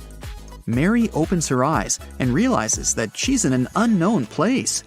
There's a lot of trash in the room. A red lamp is flashing from the ceiling. Something must have happened here. Mary can leave through the door. It's open. But wait, she needs to take some useful stuff from the room. But what? She can only choose 2 items. Which ones?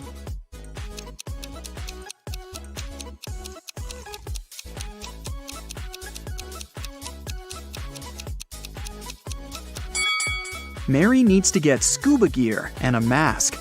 Look at that small window. Fish are swimming by. Mary is underwater. The Millers and the Johnsons are going on a vacation. Can you tell which family has a daughter?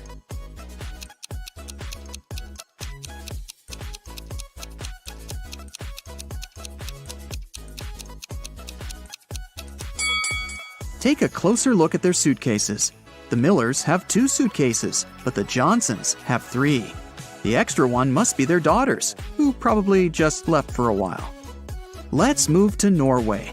After the Christmas break, 2 twin sisters, Alicia and Ada, came to visit their mother. However, one of the sisters has a boyfriend from Thailand, who she had visited right before her mother. Can you tell which one?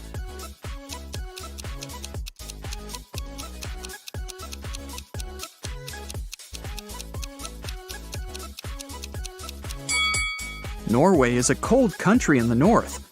Also, it's winter, but unlike her twin sister, Ada is tanned. It's probably because she just spent her vacation in some warm country, like Thailand.